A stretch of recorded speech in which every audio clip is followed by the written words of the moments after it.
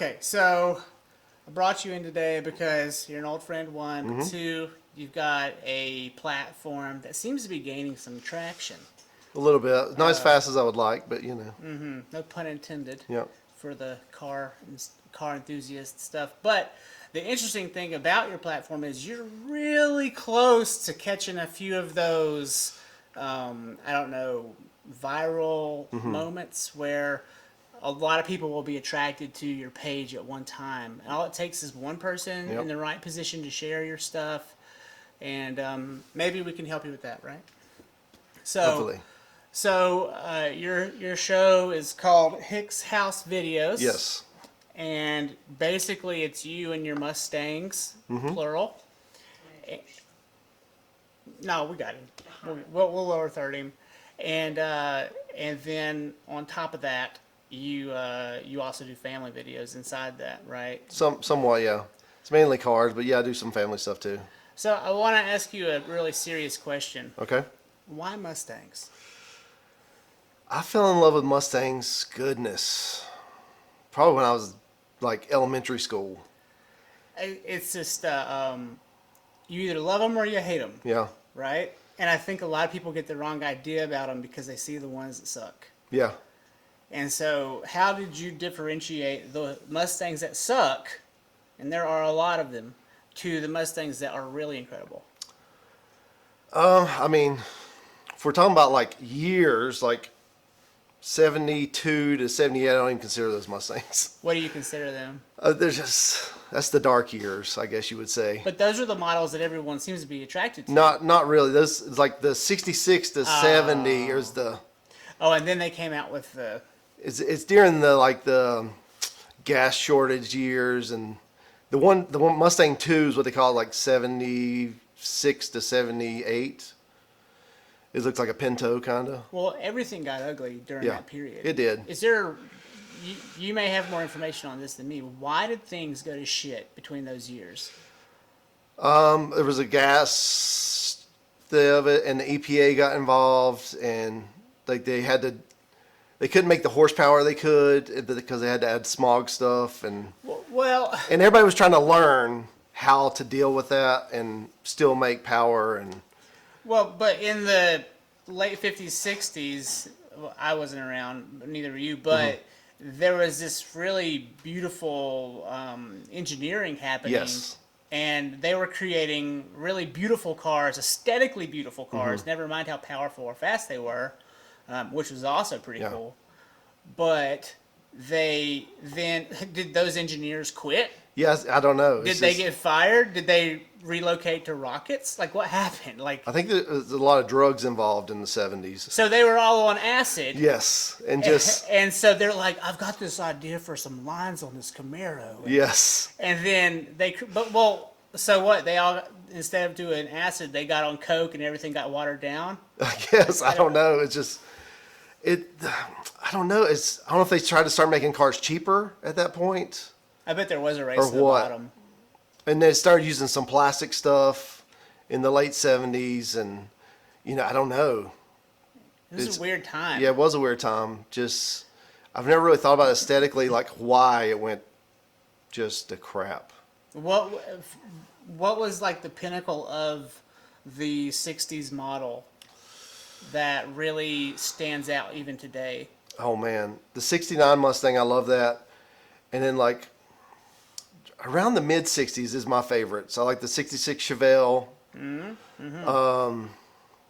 60s Cadillacs are the best. They're a mile long. And well, you know about me and Cadillacs. Yeah. I have a hard time letting go of just having the logo on me when I'm driving around.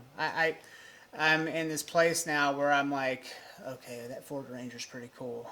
Yeah. Because for a long time the Rangers sucked. Yeah. Right? Yeah. And now all of a sudden, like, my buddy shows up for episode 2, and he's in a midnight blue Ford Ranger. It's like a 2021. Yeah. And I'm like, wow, look at that thing. Yeah. And so I'm like letting go of my desires for an Escalade. I'm letting go of my desires to keep it like a saloon proper, like a Cadillac, the one I have. And I'm like, I really do need that truck. Maybe not that truck, but one like it. A truck. Yeah. Yeah. And so I'm torn, I don't know what to do about it. Yeah, I mean, as you said, I drove the Excursion today, but Yeah. I went from a truck to that. So I'm trying to get, I need somewhere I can haul my car with a trailer, but still haul all 4 of my kids too. So Well, that's my problem. We're a growing family. yeah, And I also have gear, and so having an open bed's super not good. yeah, And so that's why I like the Escalades. yeah. And because they are closed back, and it's huge. It's Yeah. just huge. It is. Especially what are they called, the XTs or whatever, which The is EXT. that's what yeah, I'm looking at. Yeah, that's And- what I like too. But Oh man. of course, I also just bought a Tahoe, so Well, but before that you had a Yukon, right? I had a Yukon XL. We had that before. So you're like trading out cars. Is this like a business move for you? Not really. I usually don't make money, but Because you had the Yukon for like I feel 8 months, and then you're like, okay, next. And well, we then- had the Yukon. Well, that was Monica's car, and we bought it because it could pull a trailer Yeah. and haul everybody. But the transmission went out in it, so we had to end up trading it in because we still owed money on it, and we lost our butt on that one. It's all right, man. So we went into a minivan because we couldn't afford a brand new Yukon because they're just like $100,000. 93, right? Yeah. So we went back to a minivan, which I wasn't super happy about, but No. Well, so rear-wheel drive vehicles bother me, oh yeah, but you seem to love them. I do love That's all them. you drive are rear-wheel drive vehicles. Up here in the mountains, they're not that great. Like especially on a slick road early in the morning. yeah, My Cadillac is all-wheel drive, Mm-hmm. and the only reason why I bought it was it's all-wheel drive. yeah. Which I can see from where you live. I mean, Well, yeah, but I was also spending a lot of time out at the Time Attack events, Mm-hmm. and so you'd have rear-wheel drive, front-wheel drive, and then all-wheel drive. And well, the fastest times are always the all-wheel drive. oh yeah, vehicles. they have the most traction. So Yeah, and so I was like, I mean, I think I should just go with an all-wheel drive, and so I did, and I don't regret it at all. I wouldn't. You should see it get up here in the snow. I bet it's awesome. I mean, unless we've got 2 feet, Yeah, it just goes right over everything. So that's pretty cool. yeah. All-wheel drive, you can't hardly beat it. But now I just sold my wagon. Well, I wanted to get to that. Yeah. So the truckster's gone, but that had to feel like a death in the family. Oh, it was. It's like I just sold it Sunday, so I'm still not quite over it. Why did you get rid of it? Could you not just Truthfully, I mean, it's getting some age on it, and some age? Come on. I mean, man. the motor was getting some age. The whole point of that Yeah. vehicle is it's from way back in the day. That car, hands down, got the most attention out of any car I've ever owned. Well, yeah. But the motor was getting tired, and I drive it every day, and I drive a lot. So Could you not put like a 350 Chevy engine I was in it? I was going to do a LS swap, which is the newer Chevy motor that everybody swaps into everything now. But the main thing, I was driving home from church on Sunday. Monica had to go somewhere else, so I had all the kids in the wagon, and they're all sitting in the back, and they're just sweating. Because it's just hot. There's no rear AC in there. no. It's like it's from the days like the parents can be cool and don't worry about the kids. Just plug a few fans in the back. I thought about it. It just was never going to get any better. And I mean, I drove it, had it for 4 years, and I was ready for something else. So Oh, okay. I was on a bike ride the other day, and I dropped down into Old Fort, which is a nice jaunt from here, by the way. Yeah. And I took this tangent road that was a dead end, but I just want to see where it went. And right around the corner was another one. Only it was like a khaki tan with black bottom, and it was Okay. like custom painted, and it had rims. And I was like, oh man. And you had just seen your post that morning about you got rid of the truckster, and I was like, man, that's because there was one up here that was still had the wood panel on the sides and everything, and it was going for like, I think maybe they had it for $2,000. yeah, they're relatively cheap. Yeah, and I was thinking it actually had nice rims on it, and it had blacked out windows, and I was like, that's. That might be the move, because at the time I was having a hard time. The Cadillac kept breaking, Oh yeah, and I was like, I could get in that thing and we'd be fine. But yeah, till wintertime. till wintertime, because it's rear-wheel drive. rear-wheel and drive. that's what stopped me from even considering Yeah, I love that. That car, hands down, is the most comfortable car I've ever had, though. Driving wise. it. We came up on you that day Yeah. on the highway, and it was like, boom. Oh yeah, it's just it didn't handle well, but driving down the interstate, best car You were ever. doing like 50 miles an hour. Long and slow. Yeah. But you get home. Yep. It never let me down except for once, and that was just like 3 weeks ago. The fuel pump went out. But you took it really seriously, so seriously that you had a parts car for the truckster. Well, you had to. I mean, because I bought the parts car because the skylight broke out. Yeah. A truck threw a rock straight up in the air somehow. Driving down the road, the window gets broke out. Like the skylight above the rear really bad back luck. seat. But so I had to buy a parts car just to get that window. Right, But- coming from the racing industry, seeing you buy a parts car for the truckster was funny, you know? Yeah, it was purple too. It was even Yeah. like I don't even know who bought that thing originally. I can understand how it. And so I guess you got rid of the parts car as well. It's still sitting in my dad's house. Oh, really? I tried to sell it with, but They didn't want he it. didn't want it. But I'm gonna sell it separately, and I'll make some more money off That's of an it. insurance policy. They missed out. Yeah. Like they're gonna who bought? I want to know what type of person bought this car from you. It's a guy at Greensboro. He owns a mechanic shop, so I think it went to a good home because it was. I mean, it's getting to the time the motor had 230 some thousand miles on it, so it was getting time for it needed some love. I don't know, man. I'm sitting at 190 with the 2008 up there, and I'm Yeah. like, That's a different. I mean, that's really a different generation. Like early '90s cars, those cars was the ones you like. Everybody's like, you get 100,000 miles, you gotta get rid of it. well, It was one of those things, but like my mom's Volkswagen is going to easily get to 300. yeah, And she's like, I'll have to get rid of it at 200. I'm like, you don't need to get rid of that thing. She's like, well, the roof is bleached. And I'm like, yeah, what? But that thing's going to go for probably ever. yeah. As long as you keep replacing whatever hose is wrong or And the timing belts. belt. And, Yeah. Yeah, we had a Volkswagen Jetta. We got 250 out of it. Now I sold it to my nephew, and he drove it for another. I think he got to like 280. It still had the factory clutch in it. It was a Wow. 5-speed. And we replaced the timing belt twice, but that's really the only problem we have with that car. Well, talking about longevity, Okay. do you feel with or against the Teslas going the distance? Do you think that if you bought a Cybertruck today for what are they going for? 62? Don't look it up. It's fine. Okay, say you spend 72,000 on like the fully equipped truckster or not truckster, Cybertruck. Yeah. Will that Cybertruck go 100,000 miles? I don't know. I mean, because the way they're pitching them is you don't need another car again for a long, long time. Yeah. Like the rest of your life, unless you crash. I would buy the F-150 Lightning that just came out before I'd buy the Cybertruck, but Because it looks cooler. it looks cooler. Charmaine, can you pull the Lightning up? The Ford F-150 Lightning. I haven't Yeah, seen it's the this. brand new one. The old ones are like a hot rod truck, but these are. It actually, you open the hood and it's got a frunk. Wow. So it's. So where's the engine underneath in the It's. middle? I mean, it's fully electric. Oh, that's right. Fully Look at me electric, at it. I'm yeah. like, where's the engine? But my problem with them is I drive like last week. I drove the truckster.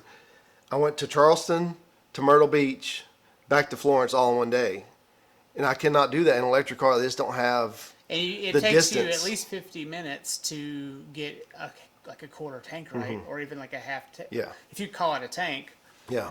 a charge. Recharge. Yeah. Yeah. That's my. This is Yeah. the Lightning. It looks Yeah. just like an F-150. It basically does. Yeah.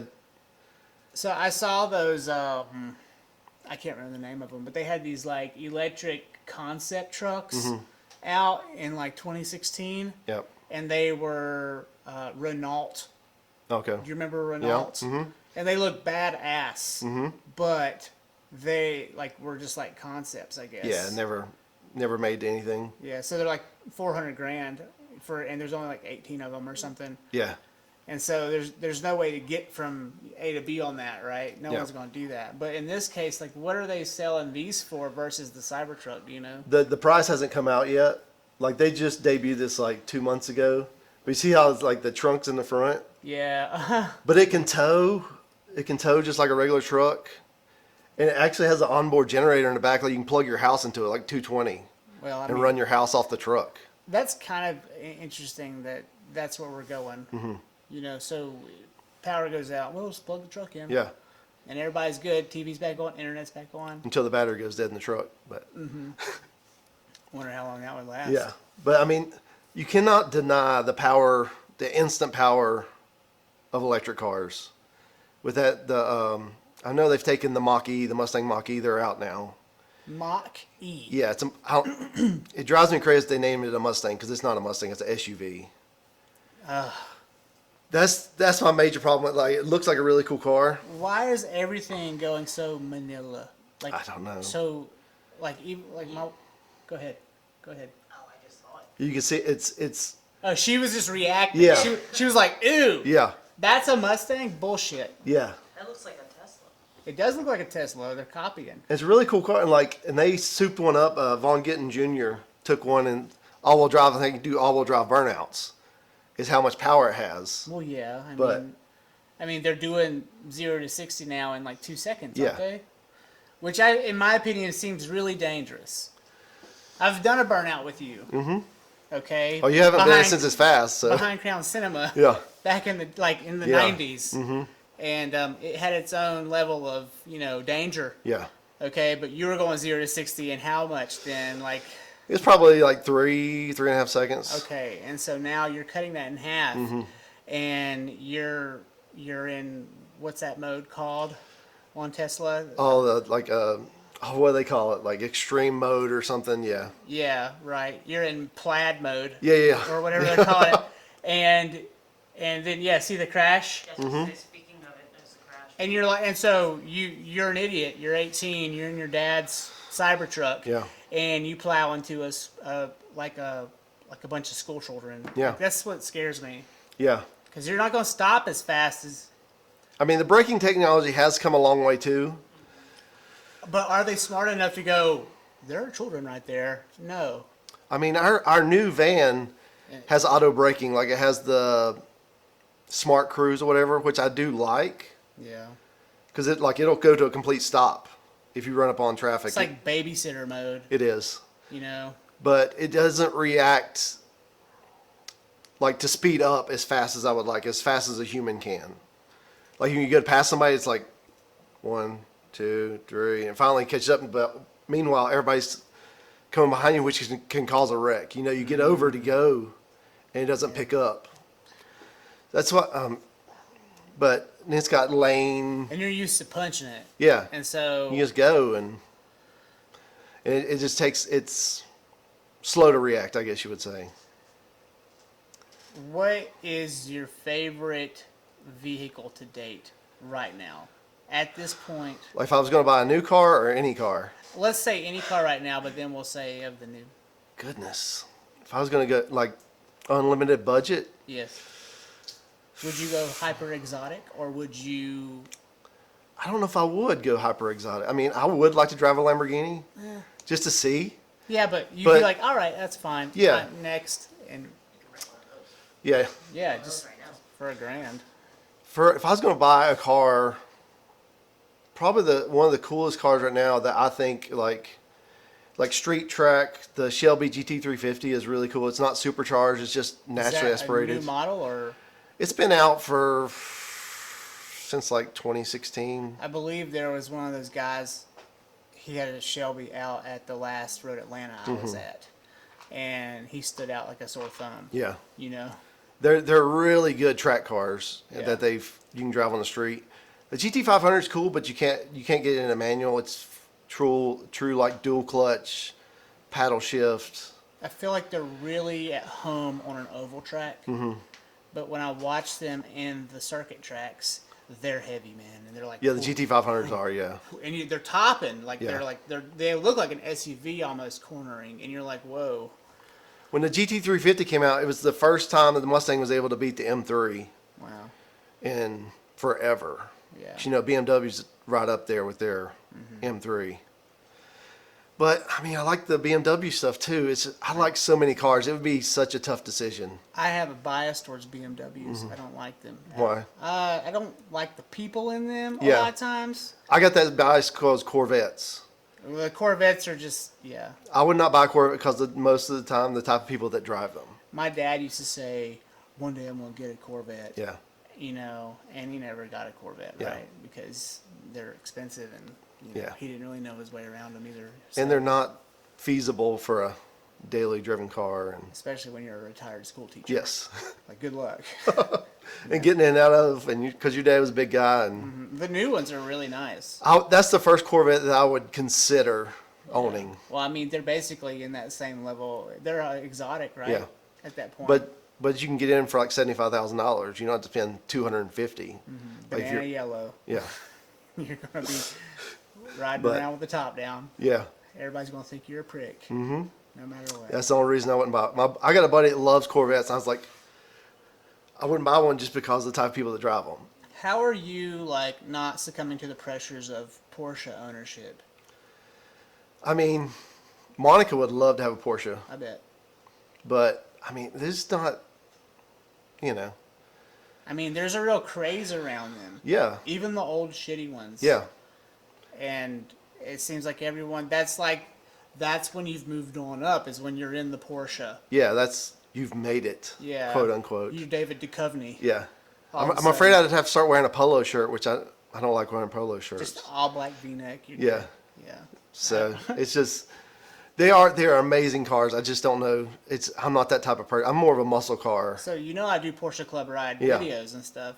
And what's really funny is when I'm in the Porsche, either with Jerry or with someone else, there's always like a swarm of Mustangs chasing us. Yeah, Like, they're trying to prove themselves. I well, like guess. that, we'll be on Cerro Hala or going up towards the Dragon's Tail, and it'll be like 11 Porsches, and then behind them are like 6 or 7 Mustangs that just decide to tag along. Yeah, And no one's passing anybody up there, right? But they're keeping up, and everybody's smiling ear to ear. But I just think it's funny how there's like this competition that you see between the country boys Yeah. and the polished old men, the gentlemen, yes. right?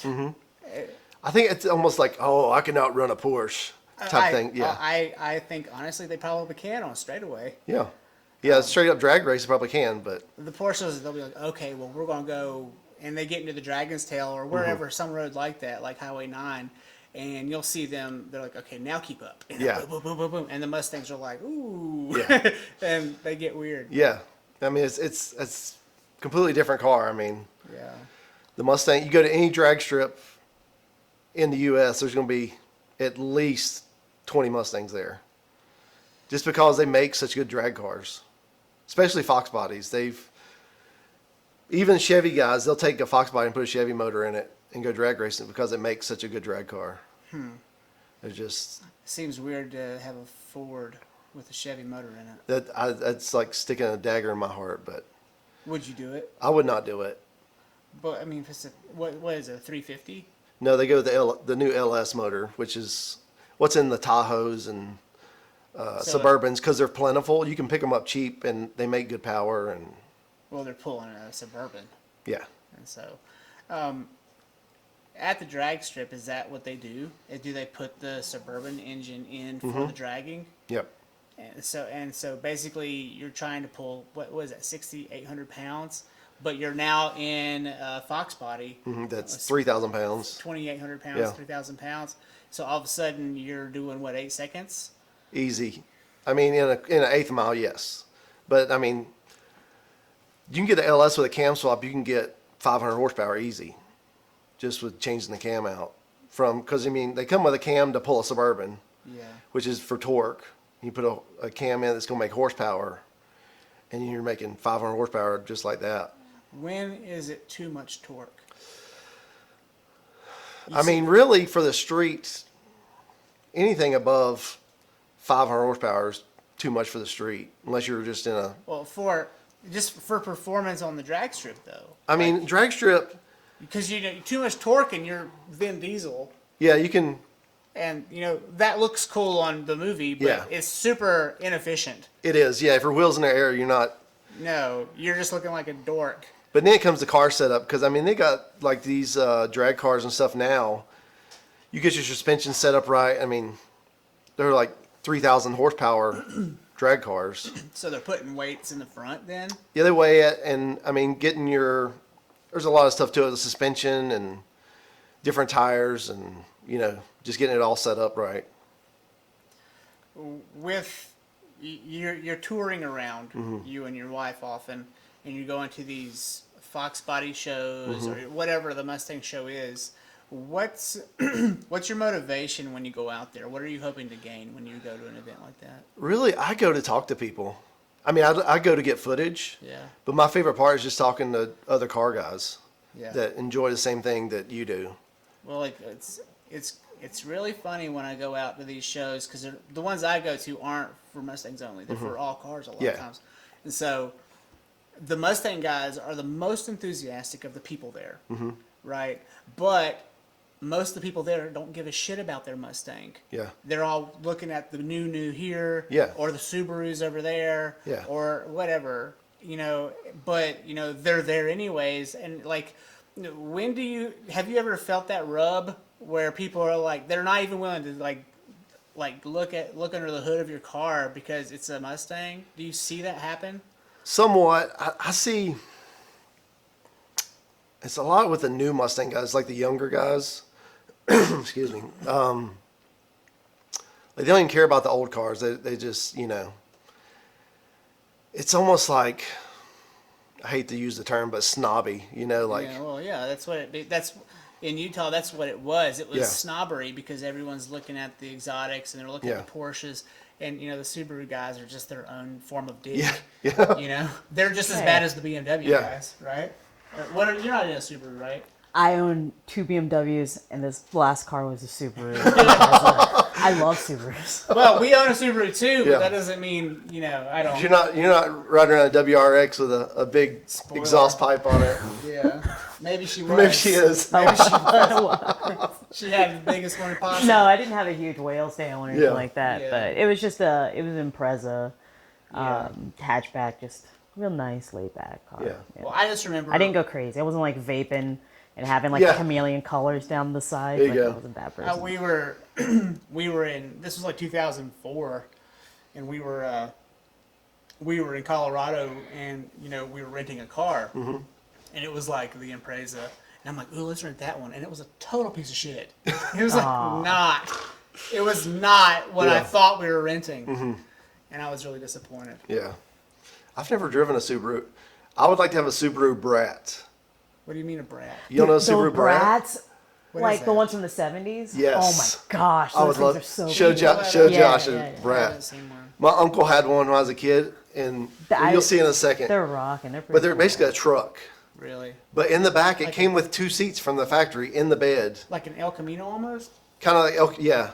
But it had 2 race seats in the back and like with stuff to hold it. No seat belts, but it had stuff to hold on to. Oh, shit handle. Yeah. So. But it came from the factory like that. Yes. Oh, that's cool. Yeah, I would drive that. It reminds me of the Datsuns. Yeah. I had a thing for Datsuns when I was in high school. Because in Suburban Meadows, there was this guy, he had 2, I think one was a parts car. Okay. But he had 2 Datsuns in his driveway. And every time I go pick my friend Adam up, I would see these Datsuns. I'm like, I love that The car. Datsun truck or? No, or no, was it- no. It was the little speeder. Oh, the 280Z or 260s? Yeah. Yeah, I like those too. I had a buddy in high school that had one. It looked like a death trap, but My dad had a Yeah. Daisy. really. Yeah. They were, Yeah, they were I fast. ri- I mean, it had a ripped the 6-cylinder, but clutch those out were of it. things were fast for the day. Well, I just remember, whatever I could do for research back then, it wasn't really the internet, but I would see these places where they'd race them. Mm-hmm. And I thought I guess it was in England or something. Oh yeah, And it was really neat to see that. those are really cool cars. I mean, if I hit the lottery, I would have to have like a. Jay I'd have Leno like garage, a 4,000 square foot house and a 80,000. 100,000 square foot Yeah. garage, but. Yeah. Just because I would just love to have a bunch of these cool cars. Yeah, right there at the seats in the back. That just seems dangerous. Oh, it definitely was, but it's awesome though. That's awesome. I can't. Someone was trying to sell an El Camino in Weaverville back when we lived in Weaverville, and it sat there forever. And it was that tan color. Yeah. And I was like, God, it had really nice wheels on it, and I was Yeah. like, it was $4,000, and I was like, well, if we weren't moving, I would just, because it was time to move on. The Saab, I was getting ready to get out of the Saab, and I was like, but Yeah, it's such a cool car. yeah, that one's ugly, but I like the one with the roll working cage on woman's the car. back, Yeah. like Bigfoot style. Yeah. Yeah, there you go. That's good. It's got to have the stripes on it. Yeah. Yeah. Well, that looks like a Datsun. Mm-hmm. Well, what era is that? 1978. Is Yeah. it down there? So here we are now in 2021, and all the cars are rounded off. Mm-hmm. But back then, all the cars look like that. Yeah, they look like bricks. Yeah. Yeah. Why is it that everything's conformed to the era? I think you almost get a style. It's almost like clothing styles. Like it just goes around, and it's just. But did you ever pick up a pair of skinny jeans? No, I never. I mean, I've got some like slim fit, but I never got. I was too old for the skinny jeans when they came out. So. You're on the edge of Generation X and Xennial. What year Yeah, were you born? I'm X. I was born in '76. So yeah, you're definitely Generation Yeah. X. And so you were baggy clothes, Yep. backwards cap, Yep. and that's it. Yep. That was your style. I never wore Jinkos, but I was baggy clothes. So I was 82, so Yeah. I wore Jinkos Yeah. and UFOs, and so you guys were really the rave scene. Mm-hmm. Not that I don't think that you were much of a rave. Yeah, no, but But then we came after, and we got to see all those cool movies, and so we really wanted to be in the rave scene, but we were way late, yeah, and so we were dressing the part, but there were no more parties. yeah, yeah. And so Like I was just young enough. I kind of missed the skinny jeans in the '80s. right, So and then like we got into the '90s, but now like I like going to '80s events. There's an event at Mustang Week this guy puts on. It's an '80s event. okay. But he's like way younger than me, but he loves the 80s. Oh goodness. Harris has got to be, he's like 25, but he loves the 80s, which is so funny. He was born in 2000. Yeah. Like 96 now, Yeah. I guess. And so But yeah, it's can you just, imagine being born in 1996? oh, Yeah, I was out of high school. You graduated I was in 95, 95. yeah. Yeah, I couldn't imagine. Like I could have a son I've got classmates that have kids his age, but I also have classmates that are his age yeah, who had kids. yeah. I don't know. Speaking of kids, you've adopted 4 children. Now, we've already had you on one podcast. Yes. And we had a long, in-depth conversation about that. Yeah. Have there been any new challenges that you've come across since, what was that, a year and a half ago? Well, we do have one that's been diagnosed with autism My mom told me at this that point. today. Yeah. That's been a challenge in itself, and just He or she? Which she, one? She. Essie, Essie's is autistic. Now, has she proven to have any talents? Is she really good at something yet? I mean, she's 6, so Give it a minute. she could be real athletic if we could channel it. But what form? Like team sport or more independent, like gymnast style stuff? I think she is strong. She is just, Powerlifting. yeah, possibly. Swimming, she loves the water. But I think she's not the right shape for What's swimmer. her shape? I mean, this girl, she's got hips almost like a woman, almost like. Already? Yeah, She's Monica's 6. like, I wish I had her butt. Already, and she's 6, but like she's just strong. Like Monica can hardly deal with her already. So lower body. Yeah, lower body, like maybe a sprinter or something like that. She is fast. Well, then, Monica can't catch her if she runs. I'll So. get her in track. Well, Yeah. see, I don't know, but autistic children, from what I can gather, are probably better off in like independent sports. Yes. Not so much team sports. But I could be proven wrong easily on Yeah, I mean, there's different levels of autism, which I've been learning all this. So, and she is verbal. She's behind, but she's not. But a lot of autistic kids are nonverbal at this point. Do you think she'll ever rescind back, or do you think she's good? I think she's still moving forward. So, Because they And say some people, they're like really talkative, and then they hit 4 or 5 or Yeah. 6, and then all of a sudden they just shut down. Like Yeah. right before puberty, even sometimes. I hope not, but we'll I think see. that might be a matter of the environment she's in too. Yeah. If she's in a negative environment, which she's not, she could easily become that way. I don't think you even have to be autistic to become that way. Yeah, that can happen to Yeah. a lot of kids. So, like our oldest daughter, she doesn't even want to talk about. It's hard for her to talk about her feelings still, and she was Well, she's almost adopted. 5. She was adopted, so I think I bet there's she some- has challenges too. So not really. It's just it's almost like where she's getting to the point is like she still remembers her old parents, and she has questions and. Yeah. I mean, what do you do with that? You take her out in the woods and give her some mushrooms? I mean, like, Yeah, I mean we've tried to like not yet. Yeah. But she's like 18 maybe. But we've tried to. We've always been honest about being adopted. We're just not. We're like, we don't want them to find out at 18 they're adopted. We're So not they that. know, yeah. But we have like the foster system. They make like a memory book when they're in foster care. So we let her see that finally, and she had questions. How old is she now? 10. So she's like almost to puberty, if not already. So- The way these kids are going. And So she's almost in a phase, they call it like they get to a point where they only remember the good stuff from their old family. So we've kind of, talked to her about some stuff. And does she come to you angry about why? She's like, why am I not with them and I'm with you? Has she got resentful? not really. I mean, I guess so. It's mainly like when she gets in trouble or something. Oh, right. It's like, I Well- wish I didn't live here. And Well, Eris is like, you're not a good daddy. yeah, Mimi's not a good Mimi. Yeah. You're making me eat my vegetables. yeah, You know. yeah. It's stuff like that. Like, you get in trouble at school, and and she's almost ashamed about being adopted for some reason. I don't know where that came from. Like, she doesn't tell her friends at school that she's adopted. Well, But I mean, it kind of makes I can see where she's coming from. It's like she's broken or something. Yeah. It's like someone didn't want her. Yeah. And her mindset's probably, everyone's super self-absorbed. I've realized, and so, as you grow up, you can get past these things. But when you're young and influenced or not, you're just kind of turning everything back around on yourself and thinking you're the problem. Yeah. When in reality, it's just the nature of your environment. It had nothing to do with you. Yeah. It's just, it's that's just one of the challenges that we've dealt with her, just being the age when we got her. But she is doing well. She's she does pretty well in school, and she seems well adjusted. And when she goes to her friend's house, she comes back and is like, "Oh, she was a dream," and Okay. she's good outside the house. So.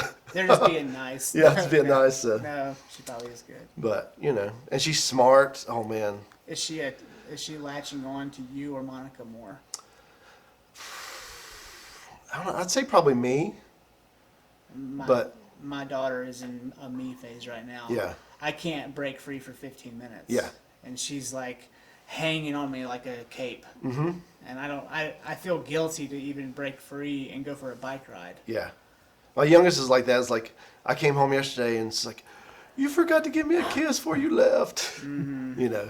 She's devastated if I don't tell her bye. So. Yeah. But that's just part of them being young. So. I don't really know where to go from here. I think, but okay, so I've covered this in the last podcast, but my guess is they don't remember or no one even watched it. So, how did you come to decide that you were just going to adopt 4 kids at once, all from the same bloodline too? 3 of them are. 3 of them. 3 of them are siblings. Okay. Well, we couldn't have kids, so and we was like, well, should we just be us two? We'd almost come to that decision, and then we looked into in vitro, and that's just crazy money. Mm-hmm. And we 20 grand, right? Like something. That's a start, yeah. Yeah.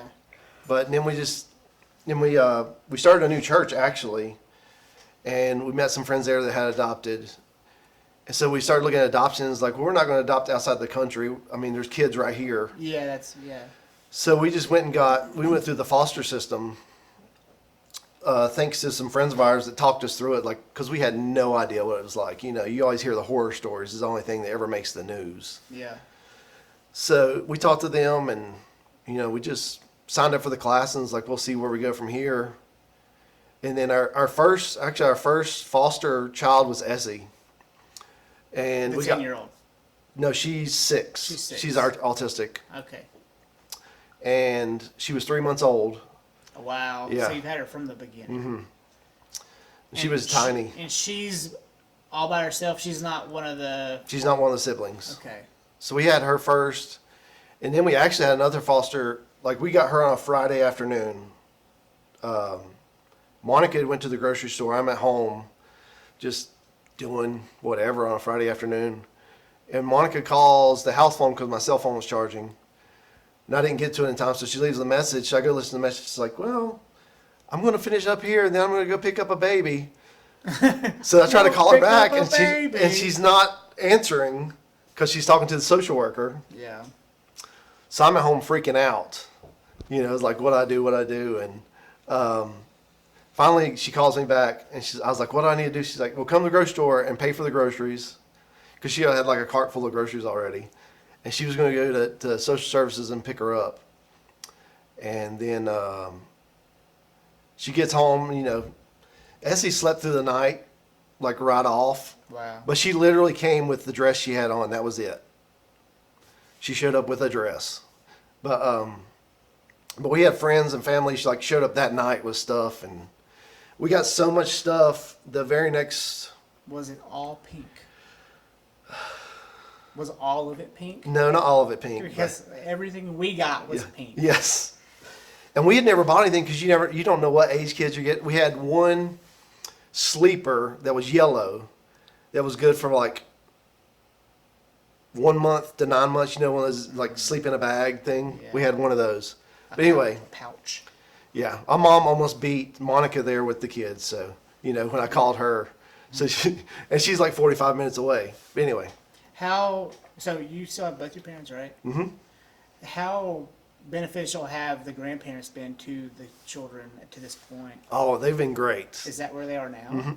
Mm-hmm. We actually have a nanny that comes 3 days a week when wow. Monica works. So our kids stay at home, and because we started looking at childcare versus paying somebody just to come to our house, and some friends of ours were leaving to be missionaries, and she was their nanny. So it's like when they was like, oh, she's gonna be available. It's like, so we snatched her up as quick as we could. So because her kids were grown, and she homeschooled her kids, and she's got whatever called like some sort of education in early childhood development, something. So she's skilled. Yeah, she's skilled, That's and good. she's been a mama, and so anyway, she's almost like a grandma to them. They call her Nene, so her name's Renee. Nay. Yeah, I call her Nene too now. So, That's cool. but yeah, I'll back to what I was saying. We got so much stuff that first week. We got a call the very next Friday. It's like we got another little girl, and Essie was so easy. Like she slept in. I was like, sure, why not? And we got a 3-week-old straight out of the hospital that did not sleep at all. Still hot from the oven. Yeah. So she'd been in the hospital for 3 weeks for. Well, think about that, and that's like serious trauma Yeah. to be 3 weeks old and then removed from your mother for. Well, she whatever. never saw the mother, but anyway. Yeah, But, but yeah. it doesn't matter, Yeah. right? Like it's just that the umbilical cord's cut, Yeah. and you don't go to the chest Yeah. for the skin to skin. You are swept away to a new family. Yeah. Who It's may very be- traumatic. Who may be better for you, but that child, like, I wonder how that trauma will follow her in her life. Yeah. Like, even though you're the best parents you can be, it's almost as if like there's some unknown trauma that they can't unpack Yeah. necessarily without serious psychedelics or some type. That's my second time I've talked about psychedelics. Or some type of like therapy, right? And so like I wonder how that relates to adulthood later on. I don't know. I mean, that's just stuff that I've dealt with. Like, I mean, we've had Bella. She's went to therapy just to Well, yeah. talk to her feelings, and Yeah. we've tried to help her the best we can, just so she doesn't have any issues later in life. Yeah. So, but I think everyone has issues. yeah, Doesn't I matter. mean, everybody has some sort of issue to Yeah. deal with. So we essentially had twins at the beginning, and then we had. I'm jumping back and forth. I'm sorry, but No, you're good. we had Maddie for 9 months, and then she had to leave. She went to stay with her grandma. That was really tough. Like, we stopped taking calls at that point. It's like, we're just going to take a break from foster Yeah. care for a little bit. And then And you still had the two, right? we still had Essie. You still had Essie. Yeah, she got to be an only child for a little while. Yeah. And then me and Monica talked about it. It's like, well, I feel we should start taking calls now. And like, she's just had a feeling, it's like, I think it's time for us to take calls. And you're just like following her lead, I guess. Yeah, I mean, she calls, we talk about it. She seems to have the touch. Yes. And so you're like, all right. Well, Monica told them when we were in foster classes they weren't allowed to call me because I would just say, yeah, sure. We'd have like 20 kids at our house. like, sure, it would be fun, but Bouncy house in the Yeah. back could be fine. Yeah. Somebody pop their lip. yeah. So like the day after we decided to start taking calls, we got the call about Bella, Bryson, and Lily. All at once. Yeah. Because we said going in, we would take all siblings or none. Like we wouldn't be responsible for breaking up siblings. So It's Essie, right? yeah, she was by herself. How did Essie take the 3 moving in? I think she was, She was really comfortable being an only child a bit. well, she was the only child for like 3 months maybe. Oh, okay. So it wasn't real long. And she was probably 2 at the time. So, but she likes to tell the kids, she likes to play with kids. So I think she's handled it pretty well.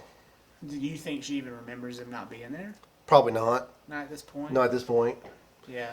Because Lily was 6 months old when she came, and like she doesn't remember anything. Bryson barely remembers. I think his memory is through Bella, like from her saying stuff. Well, but he's the one more in line with your interest. Oh, that dude has got a car problem.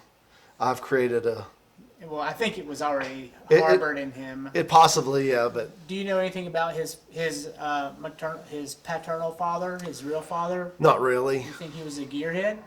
I don't know. See, this is the thing, though. Yeah. Like, Was it hardwired or? it might have been. Yeah. You know, like It's very possible. It's a lot of guys are into cars, Mm-hmm. even if it's just a genuine subtle interest. Mm-hmm. All it takes is like one ride in your Mustang and you're hooked. Yeah. And all of a sudden you're asking, where the cams are, or Yeah. I don't know. Yeah, yeah. You know what I mean? Like, Yeah. Yeah. But so- yeah, that dude he's 7 now, but you cannot find him at any point. He doesn't have a Hot Wheels in his pocket. Yeah. But Makes sense. he's naming cars going down the road, and like his new thing since I got the Excursion, because it's a diesel. Like he'll point to you, is that one a diesel? Is that a diesel? Like he's a. How do you know if it's a diesel or not? You can usually tell by the exhaust because they have bigger exhaust pipes. Oh, okay.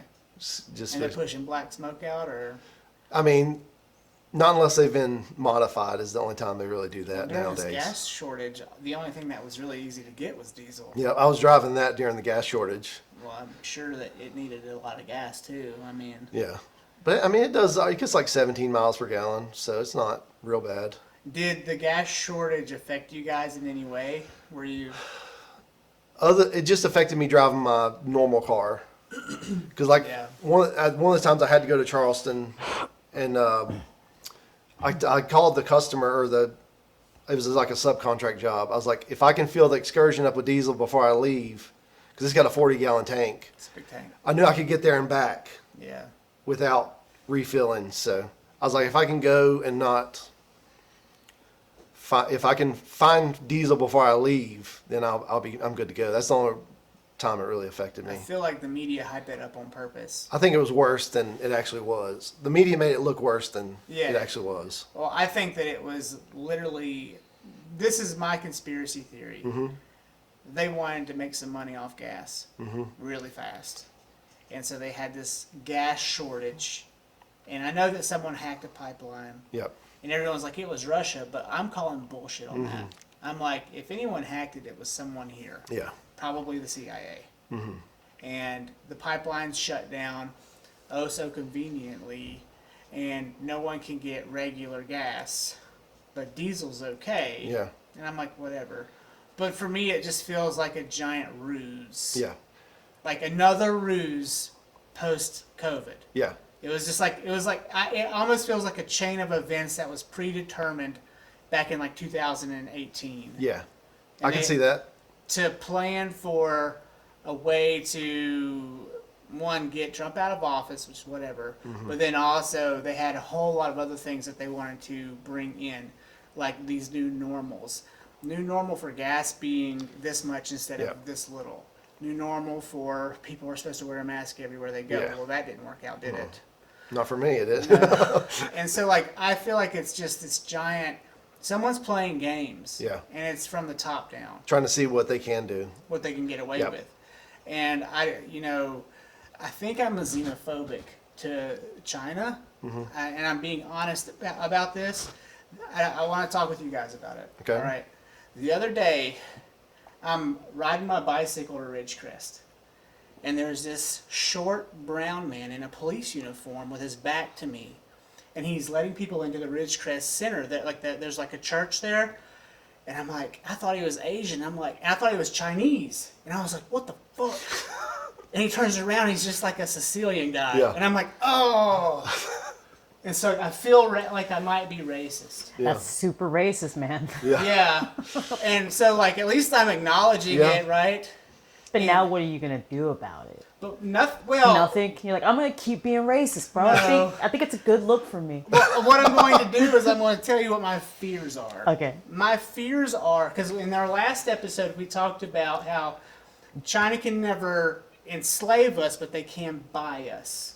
My fear is that China will buy our police departments. China will like somehow find a way to take advantage of a police department that is on the fringe because we have this whole anti-policing thing now, and they're going to be low budget, and then some Chinese businessman's going to come in and buy the. Do you think they're gonna buy the police department, or do you think that through slowly buying up, like we all know that like Microsoft is in the hands of like China, you know? So do you think that like slowly buying up these giant corporations that that is the new way of enslaving people versus like divide and conquer in like Alexander's day or like Caesar's day? We are now dividing and conquering through media. Well, there's a more passive aggressive way to own someone now. Well, it's not passive aggressive at all, right? It's like aggressively buying all of their things. Yeah. Yeah, but you're Right. not going in and killing them. Yeah. No, exactly. But you're killing their spirit, Yeah. right? And like Yeah. what slowly making people dependent on all their needs on you is another way to like enslave another person. Do you feel that? Do you feel like that, or A little bit. What do you think? I think some people are trying to do that. Yes. When you say some people, do you Or is mean corporations or do you mean like China. China? I mean, I don't know if it's we're already any certain. in it? We're already Yeah, got I know. super flagrant. Might as well go ahead and say. No, it. I don't know if sorry, it's. sorry. No, I- no. But I it's like you offended see anybody. it. No, say You see it with a it's bunch of against different China. corporations, though. Like even the company I used to work for, they're trying to buy up every sign supply company. I think we're almost trying to get to a monopoly. But they're Top illegal thing. in America for now. Yeah, for now, until you pay off the right, They're illegal. till you pay Right, off the yeah. right politician. Or as long as you are in cahoots with another company, you have an Yeah. oligopoly. Yeah, You know. and I think, and you see that with everything. Like even in the car world, like Holley's buying up everything. Holly. Holley, they used to be Holley carburetors, Okay. but now they own. They just bought out Detroit Speed, which is a local company in Mooresville. They bought them out just so they have their technology. Well, I've said this on another podcast, but I want to talk to you about it because you are a car head. You're a gear guy. Okay, so Tooele, Utah, 2015. Okay. 14, maybe 15. I'm out there running the track, doing the media, and all of a sudden, old man Miller Motorsports Park, he dies. It's left to his sons. His sons put it up for sale immediately because they don't want it. Yeah. Right? They're also rich white guys. Just they want more money than they do responsibility. Yeah. Right? And they know it's going to sell for a fuckload of money. Yeah. And so they put it on, and it was only on the market for like 3 months. And some Chinese businessman came out of nowhere and bought the whole property. Right? And then, they let them keep the motorsports park because it's, I guess, profitable. I don't know how. It didn't seem like it. There were no fans ever there except for the AMA event or the the off-road truck events. You'd see a lot of people there for that. Yeah. But it was always just like a wasteland, and people would go out there and burn their tires up on it, and it just looked like a giant succubus for cash. But some Chinese businessman bought it for, I don't know the amount. I'm sure we could look it up, but I don't care. And they just rebranded it Utah Motorsports Campus. Okay. But now that, let's call it 500 acres, but it's probably a lot more than that, is now owned by a Chinese corporation Yeah. in Utah, which is one of the most American places in the country. Yeah. They're like Texas. You know, they're Republican tried and true. All of them are. Some of them are even flying rebel flags. It's like that. Yeah. And you're like, you're in the Northwest. Where you go? Yeah. But they're flying American flags, rebel flags, don't tread on me flags, and then the racetrack, their heart and soul of their lifeblood is owned by China. Yeah. What do you think? Oh man. I mean, you can't really limit who you're going to sell something to, but I mean, it does take a lot of money. I mean, and it takes a special person to buy it. I don't want to say that they can't own it, you know, but I'm glad that they bought it and kept it open for motorsport stuff, because a lot of them get bought out and sold or shut down. Seems super strategic though, just But in it case. is right in the middle of the country in Utah, and They're also buying up a lot of things in Oklahoma. oh yeah, Yes. Yeah, the Chinese. Again, my fear is that when shit hits the fan, it's no longer a racetrack, but a landing zone Yeah. for military. I didn't even think about it that way. So You're going full red done. yeah, Well, they own the land. They can do what they want. Yeah. And if they want to drop in a police force to make sure that their corporate property is safe, it's their right to do that. Yeah. Never mind the nationality of the police force. yeah. But then what? I mean, that's true. I've never even thought about it from that aspect, because I'm sure there's a drag strip or something there you could make into a landing strip real easy. I mean, well, Rocky Mountain Raceway, Yeah, but that's not part of the same thing. yeah. Talk to me though. Are my fears unfounded? Should I be less of a prick on this issue? Because I feel strongly that things are kind of going in a south direction Yeah. right now. Truthfully, I've never even thought about it that way. I'm not, you know, that like a Yeah, we don't know everything. conspiracy theorist, but yeah, I mean, I could see it. I mean, that is buying up that much property in the middle of the country. You could do whatever you want. That's the American way. You can do what you want with your property. It's like they're taking our values and turning them against Yeah, us. using them against us. Yeah, I don't know. What do you think, Charmaine? I've been re-listening to. Do you guys know who Dan Carlin is? I don't. Oh, he's great. I've heard the name. He but- started in radio. He was really big in the 80s, late 80s, 90s in radio. But he has a podcast called Hardcore History, and he talks about. So I've been re-listening to the Celtic Holocaust. It's about like Caesar and Is it Dan Crenshaw? Dan Carlin. Carlin, Dan okay. Carlin, yeah. But it's about the Celtic Holocaust is about like the rise and fall of Rome in 380 BC, you know. Celtic Holocaust. The Celtic Holocaust, but more specifically about a specific battle between Caesar and the Gallic people. So you guys know who Gauls are, right? I don't. So Gauls were, they're like, I want to say an Anglo-Saxon tribe, but they ranged all over the place. But Gauls were more part of like the Germanic tribes, and they were known to be like have like bright blonde hair and wear these like gold chains around their necks and like fight nude, right? The Gauls are also the people who overthrew the Roman government. Weren't they the right? ones who would fight on mushrooms? They would like go I have into I have battle not on mushrooms? I have no idea. Third I time I've wouldn't talked about I wouldn't psychedelics. deny Look it. I out. wouldn't deny it, but I don't know. So what I'm getting at is there's a specific point within the podcast where he talks about the different types of Gauls, right? So the Gauls are the closest to Romans. Are what they call like toga wearing Gauls, right? They wear togas. They kind of look exactly like Romans if it weren't for their like long horse-like blonde hair, right? Because they wash their hair with lime juice, so it's Okay. this bright blonde, right? And then from toga wearing Gauls, you go into like short-haired Gauls, right? And it's just like they don't wear togas. They're still wearing these like tight Germanic pants, you know.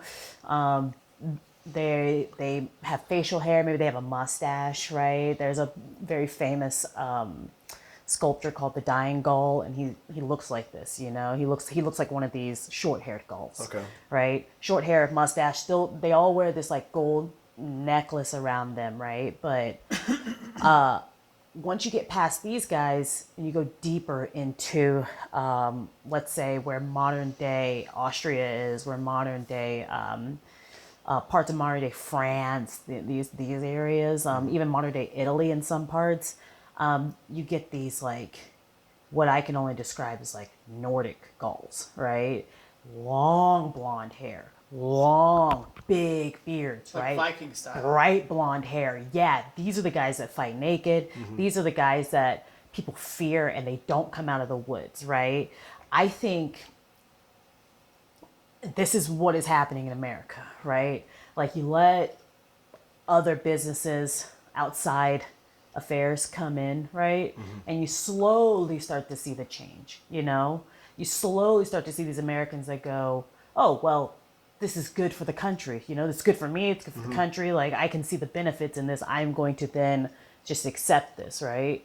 And slowly as you back away from it, you get to the extremes, the extremist people, right? Yeah. Like China cannot be here. We cannot have this. The Russians they're coming in and they're gonna take our land and they're gonna do this, right? And I think it's like, at what point do you try to comprehend a business move and a political takeover, Yeah. right? And with these Gallic people, it was a very slow uprising, you know? I mean, it all ended the same way, like the Romans would come in and just decimate their lands, right? But in this day and age, are they really going to come in and just decimate our lands? Yeah. Well, no, that wouldn't be beneficial to them. So you slowly start to buy things up, right? So like Microsoft, is an American company, then becomes a Chinese company, but we all still see it as an American company. They're Yeah. toga wearing gulls. But at that You point, know? it's a Trojan horse. Well, it's not a Trojan horse because they're not coming in and then wreaking havoc, right? They're slowly changing everyone, right? These Gallic people didn't come in and go, now you have to be Roman, right? They started to see the benefits of what Rome was doing, right? So they go, okay, I can wear a toga. I don't have to wear these like tight leather pants, right? I can shave my beard. The head is a huge part of their culture, right? So when they start to do things that manipulate what their face looks like, that's a huge change, but to them it feels natural, Same thing right? happened to the Native Americans. And except white people gave them all smallpox and just like rip them to pieces, right? Like But they the forced ones them who to survived, they had to cut their hair and they had to look white. do it. Well, they also went into all those schools, right? Yeah. What was school? The American schools, right? Yeah. Where they told them they couldn't speak their own language. They didn't do that to the Gallic people, right? They say, look, isn't it great how Romans live? Like we have all these pleasures in life, and like you don't have to sleep outside in the woods, and like we built these forts overnight and all this great infrastructure, and it all glitters and gleams, and it starts to make sense in your brain because it's luxuries you want, right? At what point do we take all these luxuries and then stop and look around and go, oh, we don't own any of this anymore. None of this is ours. You know, at what point are we gonna, how long is it gonna take to get to, speaking on my analogy, those Nordic gulls, right? At what point do you turn those people? Because that's what ends up happening within this war, right? They defeat them and then they turn them into Romans. They just become Romans. Because these people that live there, these are Sicilians. These are what modern day, right? These are modern day Sicilians. These are modern day Italians, Greeks, right? Ironically, I was talking about The Sicilian Isles guy. of the Isles of England, right? Like they went into England, you know, and took all these people. And a Gaul, in the words of Dan Carlin, a Gaul is just a person who identifies as being a Gaul, right? So anyone who wasn't Roman and not a part of a different type of tribe like that usually was a Gaul, right? And then there are sub-tribes within the Gallic people. But at what point do they buy up everything and we go from being Americans to Chinese, but without us even knowing it, right? But Like we're we'll gonna all be still look the under same. the we'll guise just be of like different. we're a world human species at that point. Yeah. And we're trying to say, well, this is just what Earth is, and this is who we are on the planet. Mm-hmm. Versus they don't label you Chinese because everyone hears it like no. Yeah. But instead, we're just But we'll still be American, but nothing here will be American, Well, we right? talk about- Like let's take Ford for example, right? Like let's say they buy out Ford. Well, it'll still have a Ford logo on it. It'll still be a Ford car, but then when you look under the engine, it's Chevy. all Chinese, right? all Chevy. No. It's all gonna be in Chinese, Yeah. right? And that's how you're gonna they got Yeah. they got us. And like Bing, when the Tiananmen Square, what's the word I'm looking for? The date of when Tiananmen Square happened, you know? Well, that's been hidden from. If their- you tried to go to Bing.com and look it up, they scrubbed it from the entire internet for that whole week. And that's when I was like, oh, China owns Bing, like China owns Microsoft. Dang. But what You about Bitcoin? Is Bitcoin its own Trojan horse? Because I hear that Bitcoin was created in China. Do you know anything? I have no idea. I know about Bitcoin, but I don't know about Bitcoin. You know. Like my problem with Bitcoin is no one knows who created it, and there's someone behind a curtain somewhere, and they still live. They're alive right now, and they're like, Yeah. and they're watching the whole thing happen. Is it Bill Gates? Who is it? Is it Xi Jinping? Yeah. Who is that person, and why is there such a veil around what Bitcoin really is? It Yeah. scares me. It keeps me from investing. Oh yeah, for sure. But it's gone crazy. I would have never believed it's gone. Well, apparently one coin's worth like $8,000 or Yeah. less now because it's going up and down. But that's its own gas shortage. You know, they're like, oh well, Bitcoin's gone down because of Elon, and so everyone's like buying right now, so that it goes back up. But it's like it's coming down on purpose, deliberately, so that people buy it. Yeah. And so I don't know. Yeah. Back to but when she says like, people's like, oh, this is okay, and I just said that about that motorsports park. It's like, oh, they kept it open. Yeah, So- but all those guys, you know, the people who race there are privileged white gentlemen. Yeah. They're gentlemen. Yeah. And like That's who invented Bitcoin. who is it? Dorian Satoshi Nakamoto. Satoshi, and he's apparently Japanese, right? Well, Satoshi Nakamoto sounds very Japanese. Has nearly 1 million Bitcoin, which translate to a little over $39 billion. It puts him among the top 40 richest people on the planet. However, how do you monetize that Bitcoin? Yeah. Well, they have all those Bitcoin ATM machines nowadays. Have you guys seen those? No, I have not seen that. Oh, just go to your local, go to a gas station down the street. They're like Bitcoin, where you can trade in Bitcoin for cash. Really? Yeah. Oh man. Where down the street? Just find any gas station. Go to any gas I didn't station. even notice. Yeah. No. If you go online, you can look up like Bitcoin ATM near me. It'll show you all the ones around Oh you. man, Whoa. that's crazy. Maybe we're behind the times. Maybe. Probably. I'm most likely am. So you can go in and enter your information and just take out Bitcoin as dollars. Yeah. I thought that would be like illegal in America for some reason. Like, I don't know. Yeah. I don't know what I'm talking about. Since But, it wasn't U.S. currency, yeah. you basically. I guess you're basically transferring it like a. Is this Transfer. Is yeah, this it's transfer? like a Yeah. transfer, bank to bank transfer. Are we witnessing right now in 2020 and 21 the breakdown of capitalism as we knew it? No, I think we're just seeing the rise of capitalism. I know it. I don't mean to answer that No, question. no, but- go ahead, Brent. I don't know. Yeah, I don't know either. It's just because there's so many people making money like off YouTube. You're not really making a product for people to buy. So what is capitalism? I think it's almost being redefined. We're so close. Yeah. Let's keep going. Yes. Oh, man. I was listening to a Rogan podcast, and this guy's like, YouTube is taking all of the last podcast, he's saying that YouTube's taking down his videos, which are actually about the coronavirus. Okay. And he's like, this is all the money my family makes. And I'm like, who's able to make that much money off YouTube? This guy, obviously. Oh, this one guy I watch on YouTube, Cletus McFarland. He has bought a racetrack in Florida, No, really? and I just would like to get a check from YouTube one day, yeah, you know? this dude he's killing it. Like he's probably one of the top YouTubers at the moment. And so his videos are got millions of views.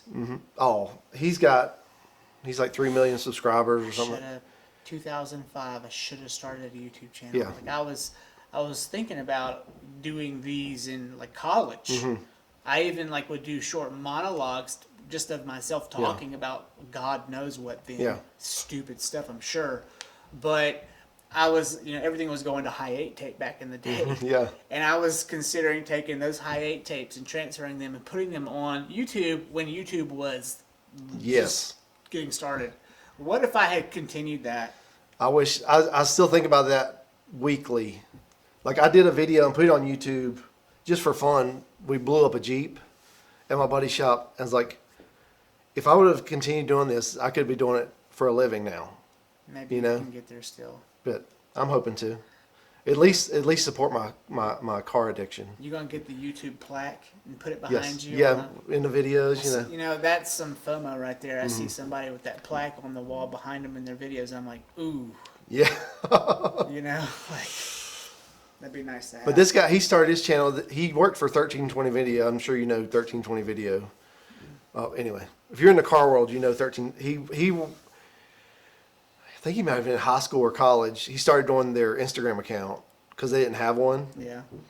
And they were at a race. It's called Drag Week. Like they take drag cars that are street legal, and they go to a track, race. You have to turn in a ticket, and then you drive like 300 miles to another track. Like They a just- gumball. Yeah, kind of like a gumball. But you have to race. You have to turn in a time, and whoever has the best time in each class at the end of the week, while driving these cars, and only the people that can work on them are the people that's riding in the car and stuff like that. But anyway, he did just like he created this character. His name's actually Garrett, but he created this character, Cletus McFarlane, just being a redneck Yeah, sure. in front of this other car, and it took off like overnight. And It's like Rodney Dangerfield. yeah, and he started his channel from that. He named his channel like it's basically an alias now, Cletus McFarlane. He lives in Florida, and he was in law school, and dropped out of law school to continue with YouTube just because it was going so crazy. I don't even know where to go with that one. Now he just acts like a redneck for a living. Yeah, that's scary. When your persona takes over. Yeah, when nobody knows your real name and. Like Larry the Cable Guy. But we were talking about El Caminos earlier. He just built a drag car El Camino for Drag Week. It doesn't seem like it has enough weight in the back. Oh, the thing is, he won Drag Week with it. So, Really? but I mean, he probably spent like in the past he's built most of his own cars, but he had a guy build this car that's like a legit builds drag car. He probably spent $200,000 on his car, easy, to make it where it is. So, You hear about these people all the time who are like making it big on YouTube, and it creates this anxiety in a producer like me because it's just not happening that fast, and it makes me wonder, like, what am I doing wrong Yeah. that these other people are getting right? Because all he did was change his name to Cletus, and all of a sudden he's jamming. like And- I've had that same thought. It's like, do I need to act more dumb? Is what I've had this thought. It's like, do I need to create I think this you just need, YouTube persona? I think you just need to blow up more cars. Yeah, That might be the move. yeah. I think that would be the move. Like, Did that view count go high? not really. Just, I mean, at that point, I just loaded it. Like, I don't even know if I made it public, at that point, because I didn't know about YouTube. I put it on YouTube so my friends could watch it. So this is one thing that I was caught off guard by not long ago. There's this kid, and all he does, he's got a F-250 or something. All he does is run over shit. And he's got millions of views. It's like, how do you come to that epiphany? Yeah. You're like, I'm just going to run over shit, and I'm going to become famous. Yeah. And I'm going to pay for everything. Is that Whistling Diesel? Maybe, yeah. Yeah. And you're like, I can't stand watching his videos though. Like, he's such an idiot. I can't even bring But- myself to watch it. He's got the silver plaque. And he's got Yeah, the following, and that's probably his living. yeah, I think you always have to put in age demographic yeah. as well, right? Like, who are you catering to? Yeah. Because a guy who's just running over things with his F-250 is Yeah. probably catering to like a younger Yes. audience. Yeah, but like, That's who you got to get for the YouTube crowd, though. You gotta aim towards the teenagers. But here I am talking about deep ethereal shit like psychedelics in China. Yeah. No one cares. Yeah. Right?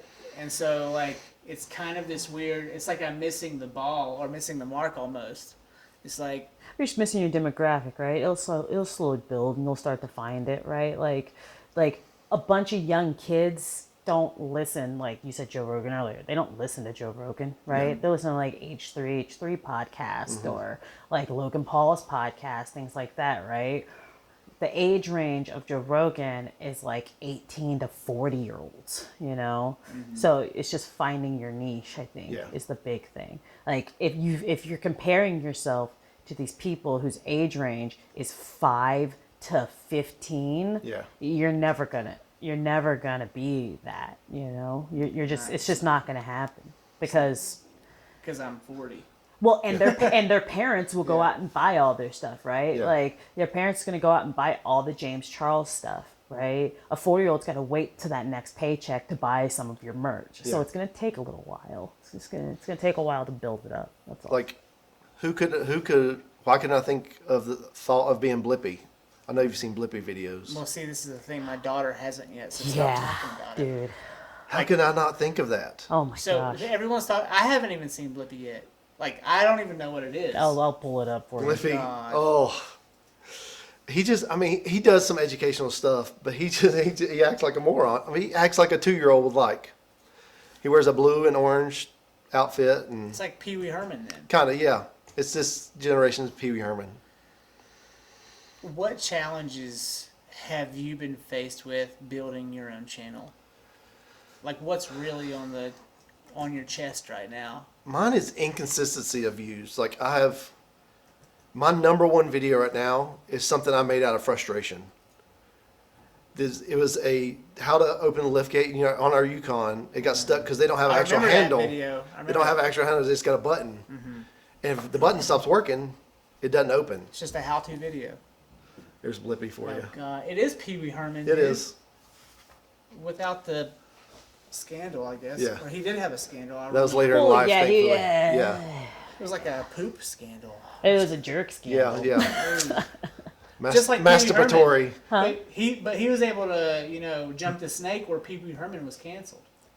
Yeah.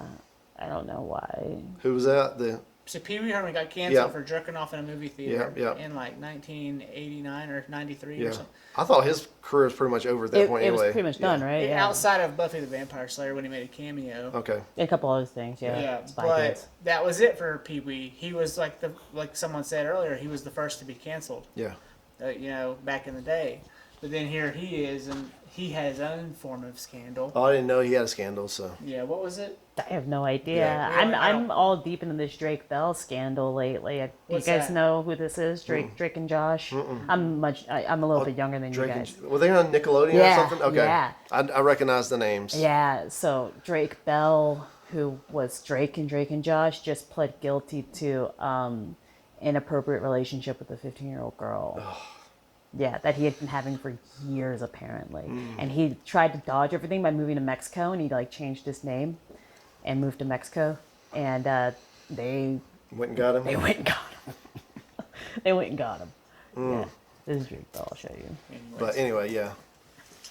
But anyway, I made it because I was trying to figure out how to do it on the Yukon tailgate, and most people figured it out halfway through after they've already ripped apart their interior. And I just instead of them editing it correctly, I just wanted to make a quick video with proper lighting and lighting that you could see what was actually going on, and that's been my biggest video. And like my first video was Streetcar Takeover, which I'm going to tonight after this. And it did really well.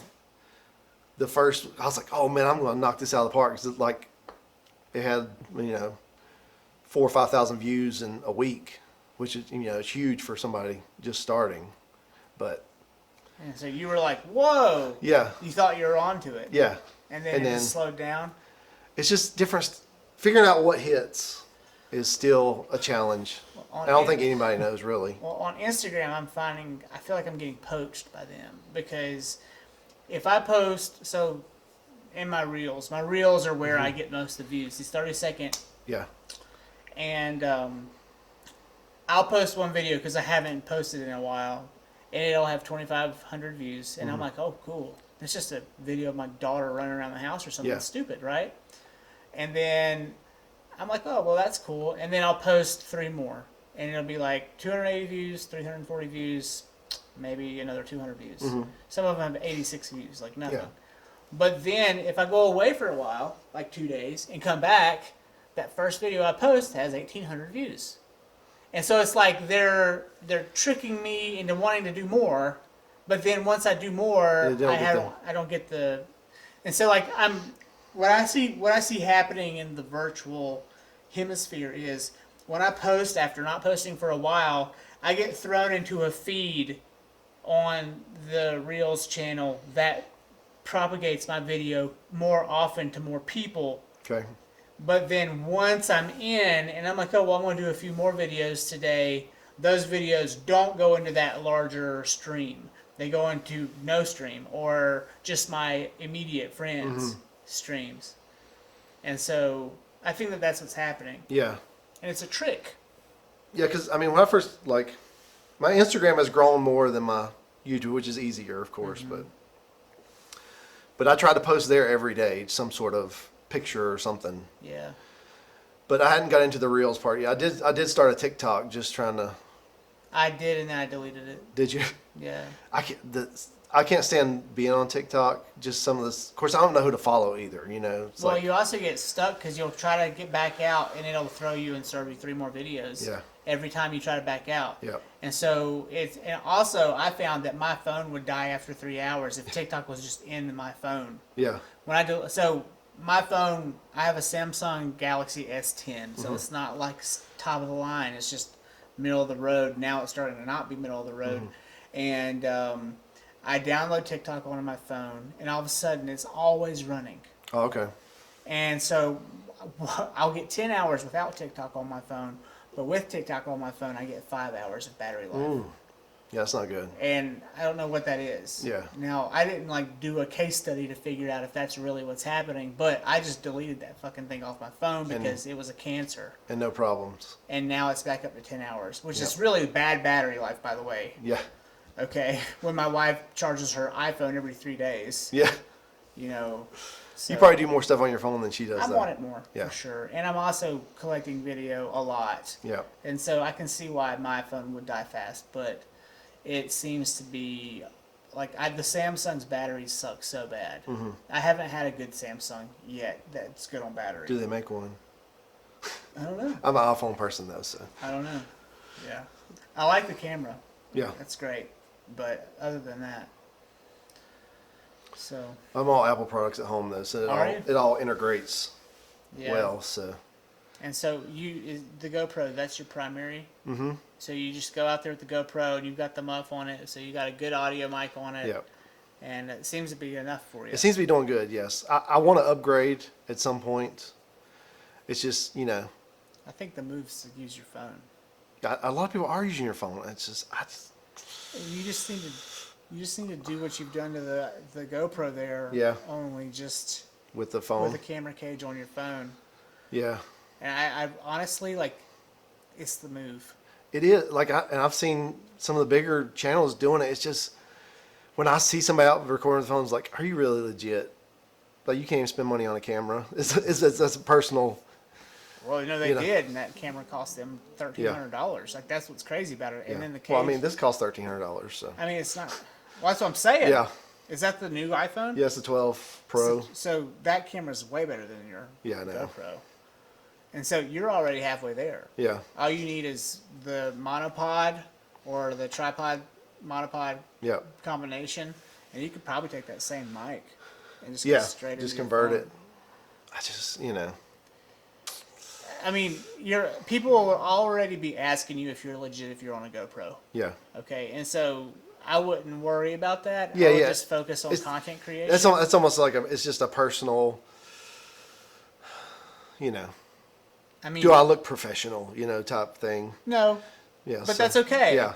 Like, you don't have to, as long as your channel is going. Yeah. And my guess is if you go talk to Cletus, Yeah. he's probably just taking him on his iPhone, too. Yeah, he is. I've seen him.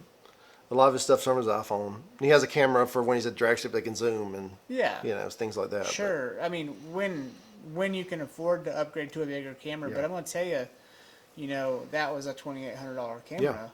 And it's a pain in the wiener to Yeah. get that footage onto the internet. Yeah. Okay, unless we're streaming live or something, which we might do one day, I have to get it onto there, and then I have to get it into my email, and then I have to be able to download it because my phone's like, "What's this? I can't Yeah. handle this. This is a big file." And so my phone's like, "No, try again." And so then I go through this troubleshoot trying to get the right codec so that it'll go to YouTube from my phone or to Instagram from my phone, and it's a real nightmare. Yeah. Yeah, it's a personal thing that I got to get over, type thing. I think that the move would be to invest in a really nice iPhone 12 camera cage. Yeah. And at that point, the camera cage will look pretty cool. Yeah. It won't fit in your pocket, but Yeah. But I almost need a second phone at that point because a lot of time I'm doing like Instagram pictures with my phone as I'm recording. Or I guess I could go back to my camera so I've got a DSLR that I took pictures with for a long time. yeah, I don't know. Yeah, it's just, I would try to do everything on the phone. Yeah. Like, that's what I would, if I could. If I could. yeah. I mean, I'm sure I could. It's probably more feasible and I could get more stuff done. And If you had a 128 gig SD card in that, Yeah. I think you'd be yeah, off to the races. No that's pun what's in there. I could just pop it out and Put it in the top there, and I think you'd be in good shape. yeah. I want to ask you more manly questions Okay. for a minute. What influenced you the most as a young man? Like, as far as, like, was it the people you were around? What made Brent Brent? Oh, Because you yeah. influenced me as a young man. He dated my sister. Like, for like a month, maybe. Then we were mainly friends after that. Yeah. So, But he taught me how to snowboard. You were in the ranks with my Uncle Jerry and, a few other people. But, like, I was heavily influenced by you as a middle schooler. And I thought you were really cool. Mm-hmm. And I stole one of your flannel shirts. And Cool. that's what little kids do, right? yeah. Who influenced you similarly? Oh man, I guess my dad for one. I mean, he was a big influence on me. Like, I guess to make me the man that I am today. I really respect my dad and just everything he did for us. But then also, my friend Mike. I met him. When I graduated high school, I went to work. I guess this is like my second full-time job at a furniture factory, and I met Mike, and he really taught me how to work on cars and things like that. Which my dad did some, but like when we got into drag race and stuff like that, it's where our friend Mike, he's like, you can come over and hang out, and you go hang out and you just get in the car with him, Yeah. and just, Were there any external influences on you, like in the media at the time? Because this was the 90s. yeah. So, I mean, not that I can really remember. I mean, I didn't really watch TV that much, other than Seinfeld. But I didn't really get into that till it was off the air. I got in reruns. yeah. But I mean, that's really because I would work with Mike all day, and then we'd be at his house till midnight, and then I'd go home and sleep. And I spent a lot of time with him, and he's a really smart guy and just knows a ton about cars. He knows a ton about. And he's still around. He's still around, yeah. And because he's like, how much old? He's like 8 years older than me. I mean, I'd like to know what's that like to still have your dad around and these other people around? Because I lost my dad at 34. Yeah. And, I mean, you knew my dad really well. Yeah, yeah.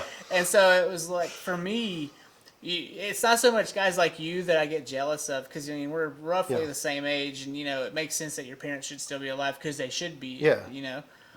But it's when I run into men who are in their 60s or 70s, and they still have both their parents, Oh, and yeah. I'm like, fuck you. Yeah, how's that possible? Yeah. Yeah.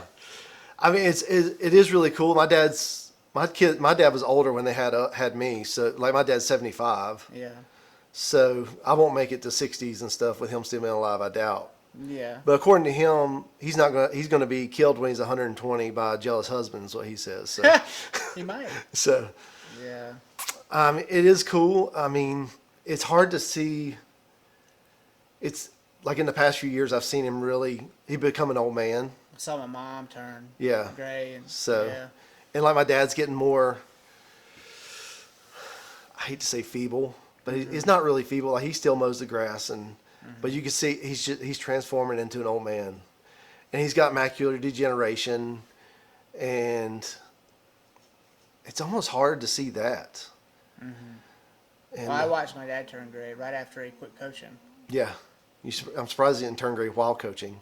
Well, But- I mean, he was hoarse all the time. Yeah. But like I guess he probably was going gray, but at that point I was, either long gone and not Yeah. coming back to Hickory for whatever, or I was already in Utah. Yeah, When he finished coaching officially, it was like I guess 2007, 8, maybe earlier than that even. But then they moved to the South Carolina or whatever, and he went gray basically at that point. yeah, Like all the way. yeah. Yeah, he had some gray, but like he went all gray. I just wonder, like, when he retired, if it was like partly sun, being at the beach and I think he let go. Yeah. Maybe not of himself. Honestly, I think he was trying to take better care of himself at that point. yeah, He certainly let himself go while he was coaching. yeah, But it was like he was happy in retirement, but he went through a really difficult transition because the last high school he coached at was my old high school, and the principal there told him that he wasn't a good coach. Ugh. And that's how he finished his career yeah, after 35 years. Yeah. And she was a total bitch. Yeah. And he was a good coach. Yeah. Very good coach. And so because he couldn't take this group of scoundrels who were in one of the heaviest conferences in the state, they're playing Crest, okay? yeah, And Kings Mountain, they were in the conference with Kings Mountain, the Golden Lions, yeah, right? Who have won every state championship since the beginning of time. yeah, And so they're playing all of these teams, Shelby, and here we are, Freddie Ford, with 7% ethnicity, and he won 2 games in 2 years, and all of a sudden he's a bad coach. Yeah. And so to watch him go through that phase of loss at the end of his career when he should be at the pinnacle of it, Yeah. it's not like he won a state championship and he was out. He literally lost every game, and then he decided that they gave him his basically, yeah, they're like, here you go, you're done. And so to watch, as he's your father, so to watch that failure at the end of his career really put, a mental screwball on me, because it's like he's the paternal figure. yeah, And so what's that mean for me? Like, what are my genetics? But, I knew better. yeah, But, I watched him right after that. He just kind of let go of it all. And he doesn't say this, but he was just like, fuck it, yeah, And he just went fishing. yeah, And he stayed at the beach for, they were in Manning for a while, but then they moved to the beach, and all I saw were pictures of him fishing. yeah, He was fine. yeah. But, I'm sure that was hard to finish. Like nobody wants to finish like that. Like, but I mean that's just bad luck and timing, yeah, and the people that are in your Yeah. immediate niche. Because I think high school coaching is all luck, and the kids you get, and, pretty much. Yeah. I mean the coach has a lot to do with it, but He was never chasing a championship Yeah. either. The year after I graduated is when he inherited the team. And the party crew of 2002 was not a good batch. yeah, Okay, they were just, they were undisciplined, and there was a lot of the coaching staff before him let them slide on a lot. And so when my dad came into that team, he kicked off like, I don't know, like probably 5 kids who were like the starters because they were smoking weed in the locker room. yeah. Right? He did the right thing. And so he wasn't like, he could have chased a conference championship, Yeah. maybe. Like they weren't going to the playoffs probably, but he could have kept them on the team and won more games. Yeah, But what would that serve those those guys. Yeah. It wouldn't. And what's crazy is years later, probably a decade or more later, several of the guys who got kicked off came to me like Yeah. out of the woods, and they're like, "Your daddy really taught me some lessons." Yeah. And That's the win right there. Yeah. and they didn't stick around to even sign the game ball. Okay, like they weren't able to do that because he had kicked them off long before, like Yeah. 5 or 6 games before the end of the season, and they're coming to me 12, 14 years later, and they're saying, "If it weren't for your dad, my son wouldn't be where he is right now." Yeah. And I'm like, well, and Dad's long dead by now. Yeah. Okay, this is like 2017, 18. Yeah. And so, That's the win, though. He just didn't get to see it. no. And so, I don't know. It bugs me. Yeah. But I'd say that's a total win. That's a better win than the state championship. Yeah. You made a difference in somebody's life Yeah. versus making somebody a king in high school Yeah. that will go on to do nothing, you know? Yeah. That principal came back later and she was like, "I should have never fired your dad." And I'm like, Yeah. what am I going to Too late now, What am I yeah. going to do with you? Yeah. So, But yeah, I think that's a bigger win than, I didn't get the chance to look up to Dad the way I did, like Jerry, my Uncle Jerry, Mm-hmm. or even like, peers like you, because like he was always hovering and like forcing me to go to football camp. Yeah. And so I didn't really get to have that admiration for him until like way later, if not after he passed away. So that's frustrating. But yeah, I'm sure that's something, that's one of the things you have to deal with. I'm and, hovering too yeah. now. Yeah, you don't want to be, This brings me to a good segue. Where have you been as a father where you realized you were holding on a little too tight? oh man, I've been,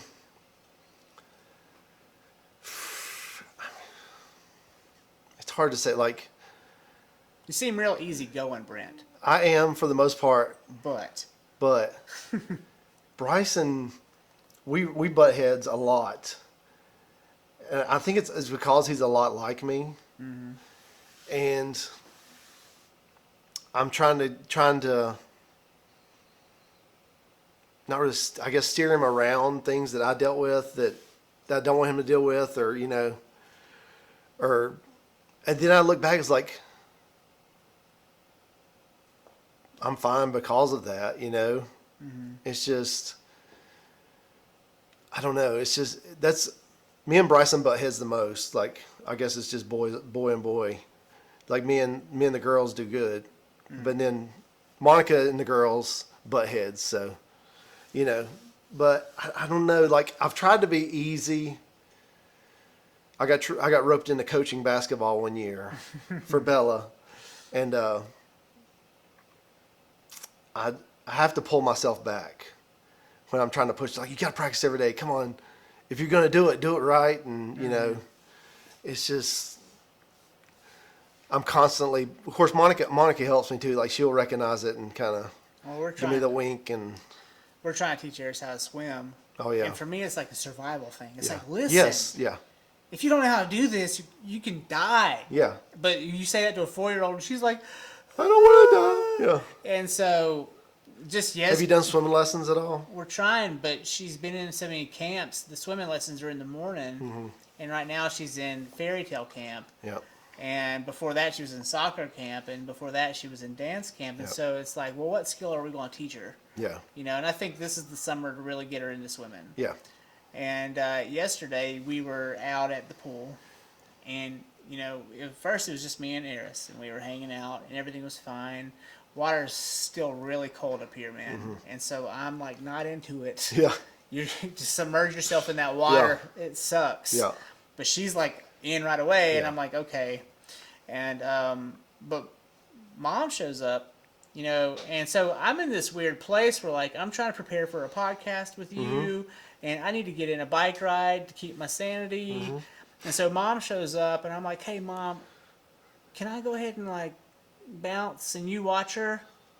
And she's like, yeah, sure, because Mom's always Yeah. going to be perfect like that. Yeah. And I get out the locker room door, and like the hair's standing up on the back of my neck because one, there are like 100 people in that pool, and my mom is really not fast at getting to her. Yeah. Eris does not have her floaties because we didn't come back to the house. Yep. Okay, so she's in this pool, and I turn around to look, and Eris is like making her way towards the deep end all by herself, and Mom's over here running her mouth, talking a bunch to someone randomly, and I'm like, she's not paying attention. And so like I turn around and I wait and I watch, and Eris is like getting closer and closer to the deep end, and I'm like, I can't leave. Because if I do, one, is it on Mom really at that point, or should I have just stayed? It's my fault, right? If something happens to Eris, it's really at the end of the day my fault. Yeah, but you can't be everywhere every point. But But yeah, I understand what you're saying. I came to this conclusion late last night that maybe I should have just, put my own ambitions kind of on the back burner and just enjoy the moment with my kid, because she really did want me to stay, Yeah. And Mom wanted me to stay too, but she's not going to say that. Yeah. And so what's it going to hurt me to be out at the pool till 2? Mm-hmm. I mean, we've got plenty of daylight left. I didn't even get my bike ride in until after 5 anyways. Yeah. Just because I wasn't into it until later. It was hot. And so it's just a real frustration for me. Also, every kid at the pool is like way overweight. I know. God. It's crazy. Like, we're talking about 9-year-olds pushing 200 pounds. I know. Like, boobies, like already lots of boobies going on. And, generational obesity is a big deal here in the mountains. Mm-hmm. So their mama shows up. She's plump as a pear, okay? And then the child is an identical replica of said pear shape, Yeah. okay? And, I was talking about this today in my gym class, and I have a way of venting there that I won't do on camera. Yeah. But it's like, how do you tell someone that they're living an unhealthy lifestyle without being a dick? Yeah. And Brad Jeffrey, who's been on this podcast, he said, you can't. You just have to accept them for where they are and let them figure it out themselves. But in my past... But are you a good friend at that point? This is the thing. When I lived in Salt Lake, you know what they did? What? They just told me I was fat. Yeah. Right? They're just like, hey, you're fat. And I'm like, fuck. Really? Really? And they're like, yeah. And there were some constructive things they said also, but the only thing you hear when you're fat is, hey, you're fat. Yeah. And so, and I'm not skinny now, but I'm certainly in better shape than I was in 2013, right? Mm-hmm. And especially after I saw Dad die at 63. Yeah. Real turned me around real quick. Yeah, that'll give you a wake-up call. And so I just, she's in the pool. She's already really petite. She's 27 pounds, okay? Mm-hmm. And this fat kid bumps her into the deep end yesterday. And I watch her go underwater, and I watch her heroically save herself and kind of come back up and, like, fight to the surface. And she looks at me, and I look at her, and I'm like, Yeah. And she's, like, sad and upset because she knows that had that gone south, Yeah. someone would have been jumping in after her. Also, the lifeguards, way overweight and not paying attention. Yeah. Not paying attention. Yeah. The lifeguard was like this. Yeah, I'd have a problem with that. Yeah. So I couldn't leave. Yeah. I've been like, we've got, like I said, we got 4 kids, and we joined the Statesville Swim Club, which is better. We were at the Statesville Rec pool, but it was already always so packed, and we ran into some things there, like somebody there had a white wife beater on as a bathing suit, not a male, so. Oh, yeah. Yeah. So anyway, we joined the Statesville Swim Club, which is, I like the pool better. They have diving boards, and it's almost like the pool I grew up at the Granite Rec Center. But I had a problem at first, like Monica even taking them by herself, Why? just watching everybody. Too many people. There's not even that many people, but it's big, and not everybody could swim at that point. Which Bella, Bryson, and Lily can all swim now, and like they God. passed the swim test and jump off the diving board, and Yeah. there's not a whole lot of people there. So the lifeguards are on point, and That's good. yes, but and I definitely didn't want our nanny taking them. It's just because she don't really get in the pool that much, and it just scared me. Well, Yeah. seeing mom, 68 or 9 years old now, and to see her, she's like, I'm faster than you think I am. Yeah. I'm like, not really. Like, you know, I know how fast she can move, and you know, it's too uncomfortable for me. Yeah, Especially, I mean, there were 100 people there. yeah, Okay, and they're all concentrated into this deep, shallow spot. yeah, You know, and there were so many kids right there, and so much waves and splashing. If she was under, even if the lifeguard was paying attention, they have to be really on point yeah. To be able to see. to see her there, because she's so little. Yep, So I just wait. I understand it completely. Because Essie doesn't swim, and she's not real verbal. Yeah. So she stays in the shallow end, and she's tall enough now. Like if she got into the deeper part, she can still stand up, and she's really cautious too with swimming. Eris is too. But Like she can't touch the bottom. She gets a little.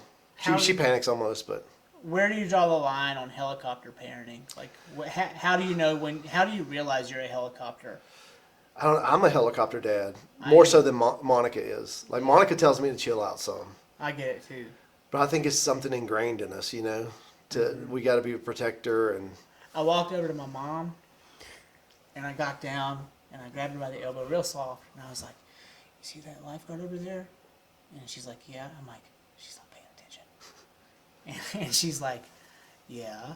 And I'm like, Yeah. I'm like, you need to be paying more attention. Yeah. And she's like, I got it. And I'm like, okay. I'm just saying, like, you're on your own. Yeah. This chick's not going to save her. Yeah, it's on you. Yeah, and it's hit or miss over there. I mean, like you've got like the good ones are usually holding down the deep end, and then they put their scrub. Rookies, Their yeah. rookies are over there in the shallow Yeah. end. But the shallow end's really kind of a shady spot. I Yeah. mean, that's when it gets hairy. Yeah, especially the little ones. But yeah, I do feel a lot better this year with all of them swimming. Which Bryson could swim last year. He was too scared to take the swim test because you got to swim across the deep end and back. Yeah. But Lily did it when she was 4. So, and they've all done good. Like I've put like stuff like that. I'll push hard. Like riding bicycles. Just get past it. That way, Yeah. we can move on to a new phase. Because I'm anti training wheels. Yeah. I think training wheels hold kids back. Well, we have them on one bike, and I swear she gets hurt on that one way more than she Yeah. does the kick bike. So, but yeah, like I pushed Bryson. Like I had Bella and Bryson in tears several times, learning to ride a bike. But If you only knew the tears I shed as a young boy with my dad. yeah, He claimed to his deathbed that he didn't do this, but he tied me to a tree and threw baseballs at me for 3 hours. to get you to stop dodging them. Yeah. And he's like, I didn't do that. And I'm like, you did. You did. That happened in real life. And so, That's kind of funny. But I mean, he was just barely hitting me. Yeah, yeah, But, I mean, to still. make you realize that it's not as bad as you think. But, when I play catch with the Eris, she's like, Yeah, and so am I going to have to tie her to a tree? Probably. I'd be like, sit still. yeah. Just don't tell anybody. Watch this. Start Yeah, dinging her with it. Yeah. Oh man, but yeah, I did push hard on bicycles, but they can all ride bikes now, and they've never used training wheels. And Bryson can ride a bike when he was 3, like a pedal bike. So, That's cool. but he was on a strider bike. He'd ride around the house, She's doing that. and then we'd go around the neighborhood. And there's one street has a slight decline, and he'd ride down that whole street with his feet up. I was like, "You're ready for a bike, dude."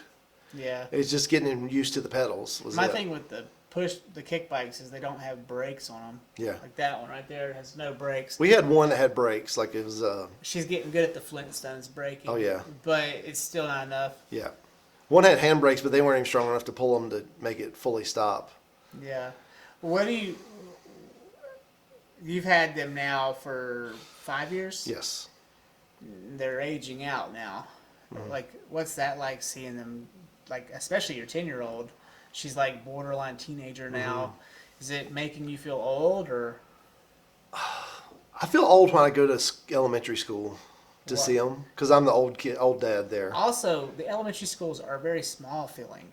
I don't know if you get that. Well, I hadn't been inside one in a while. You can't step in the door. Not anymore. Yeah, right now. Yeah. But I went for like field day. I was outside, and I'm like the old dad.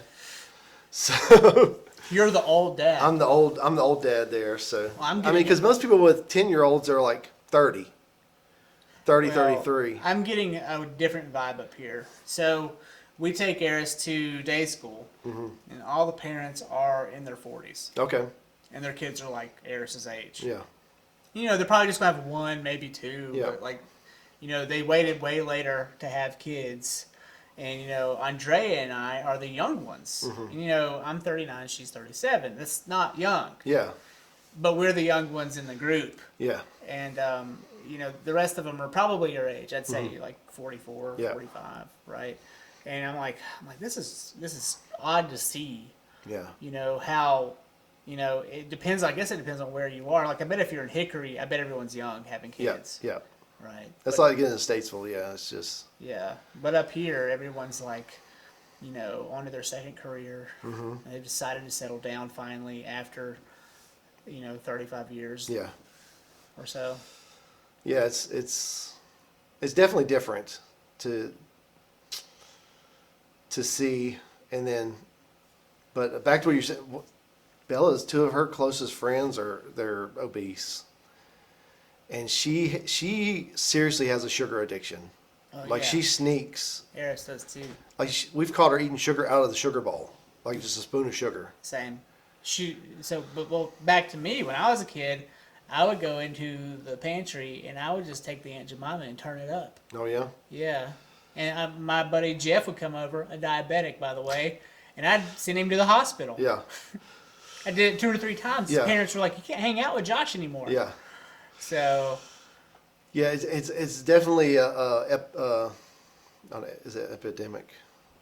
Is that the right word? well, I Yeah, said, epidemic. Yeah. I said today it's its own form of a pandemic. Like, Yeah. I feel like it's really bad. Yeah. And maybe we're just seeing the underbelly of it here in the mountains. Yeah. And it's not so bad because in Salt Lake, no one was fat. In Statesville, it's bad. Yeah. And it's almost like it's lower middle class families is what I see. I don't know if that's Oh yeah, that's It's just- exactly who it is. I don't know. They just You can almost tell someone's Yeah. class by their weight. yeah I mean, because you know, like the 40-something-year-olds who are just now having a kid. Okay, they're all thin. Most of the guys are jacked, Yeah. like ripped, and then the women are like petite. Some of them are skinny, and you can tell they're like probably vegan or almost vegan, Yeah. right? And their kids are all similarly like them. Yeah. And, you know, Andrea and I fit into that mold too. But then, like, my mom was talking with this woman yesterday. She was really fat, hypersexualized for an obese woman, by the way, like super like tight-fitting bikini and letting it all hang out. Her toenails were painted and sharpened, oh goodness creepy. And Yeah. she had 5 grandkids at the pool, and she was like 30, 39, 40 years old. yeah She had grandkids at the pool, and she was 40. yeah Okay. yeah. I don't know what it is because like my mom, we go to the beach. She always wore one-piece bathing suits, and it's a generational thing, I'm sure. But It's a touchy subject, It too. is. Because, again, it kind of makes me look like, you know, I was talking about the Chinese guy who was actually Sicilian. Yeah. Like, am I xenophobic? Am I super judgy? Yeah. And I'm on camera right now, so I look Yeah. like a dick. yeah. But Safe space. This is safe. It's a safe space Yeah. till the comments start showing up on YouTube. Don't read those. Don't worry about that. Yeah. Don't worry about that. Yeah. yeah, it is. It is a tough subject because people don't want to hear it, and you know, and it's not. It's we've told our kids like we just want you to be healthy. Well, like tolerance is a big topic right now, and Charmaine, I'd love you to chime in on this. Okay. Everyone is either hyper tolerant or accepting, which is okay. Yeah. Accepting of where everyone is, or they're not, and they're hyper judgmental. I'm in this weird space where, like, I'm not necessarily going to tolerate you, but I will accept you for who you are right yeah. now. Yeah. But if you're full of bullshit, my tolerance for you is like right here. Yeah, you got- I love you, but if you're a fucking dickhead, or you're engrossing me with your presence because you're overweight, or you're too much this or too Yeah. much that, I feel like it's my duty as a member of society to say, hey, maybe you should you know, Yeah. and provide a critique, but it's a real gray area because you don't want to be the asshole in the room. Yeah. How do we handle that, you know, like... You just get yourself a word ninja like I have. Monica is the word ninja. She can tell somebody's like, you're ugly to their face, not in those, but in her words, they're like, oh, thanks for letting me know. Well, she works in skincare. Yeah. But like with anything, we call her, we and her friends call her the word ninja. She's a wordsmith. Yes. She can tell you you're dumb to your face, and you'll be like, oh, thanks. Well, she's a personal trainer Okay. in a way, right? Taking weight gainer. Oh, sorry. That's I'm not a that's- personal trainer. I just She could train be a lot. she could be a really good PT Okay. if she wanted to be. Yeah. But she works with people. She's a brown belt in jiu-jitsu. Nice. And she has a way herself with educating. She also teaches kindergarten, and so obviously a lot of hats she wears. Charmaine, when you run into this conflict, I don't know where you would run into it. When someone is just too sloppy for their own good, what do you say to them if it's a confrontation that you have to tend to? If I have to tend to it. Yeah. Because a lot of times I see that and I'm just like, well, like, you're severely overweight, but that's like a me problem, not a we problem, right? Yeah. And I say that a lot to people. It's like, that's not really my issue, you know? I think we live in a day and age where, this is like a South Park reference, but he says, intolerance will not be tolerated, right? Like, that's kind of the day and age we live in. So it's hard, to let people know, hey man, like you're getting a little bulky, you know, like you're getting a little big. It's not really good for your heart. Like, you know, we're all in our 30s now. Like, you have to kind of watch this stuff. That's usually how I preface things. Yeah. Is with like health wise, right?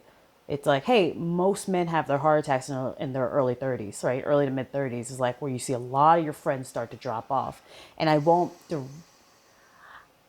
direct it to someone unless it's like an absolute issue. You know what I mean? Like, if you're a diabetic and you're eating Snickers every single day, I'm going to come up to you and be like, do you want to die? Yeah. You know, like, it's really just that ultimatum. It's like, you can do this and it feels really good, but the end result of this is going to be death. Yeah. That's it. Now, whether or not you want to stop, again, that's a me problem, not a we problem. That's your decision. Yeah. But I can only tell you, hey man, like you're getting, you know, you're getting bigger than you wanted. You know, I always try and preface with something. It's like, are you trying, like, are you lifting more? Are you trying to get bigger? Because there are some people who like eat more. They dirty I'm bulk. so sorry, everyone. You're fine. You're fine. I thought I turned all those off. They're kind of dirty bulking. Yeah, exactly. Dirty bulking. Yeah. And they'll get real thick first, and then Yeah. they'll start to lift, and that's when they start to get jacked, Yeah. right?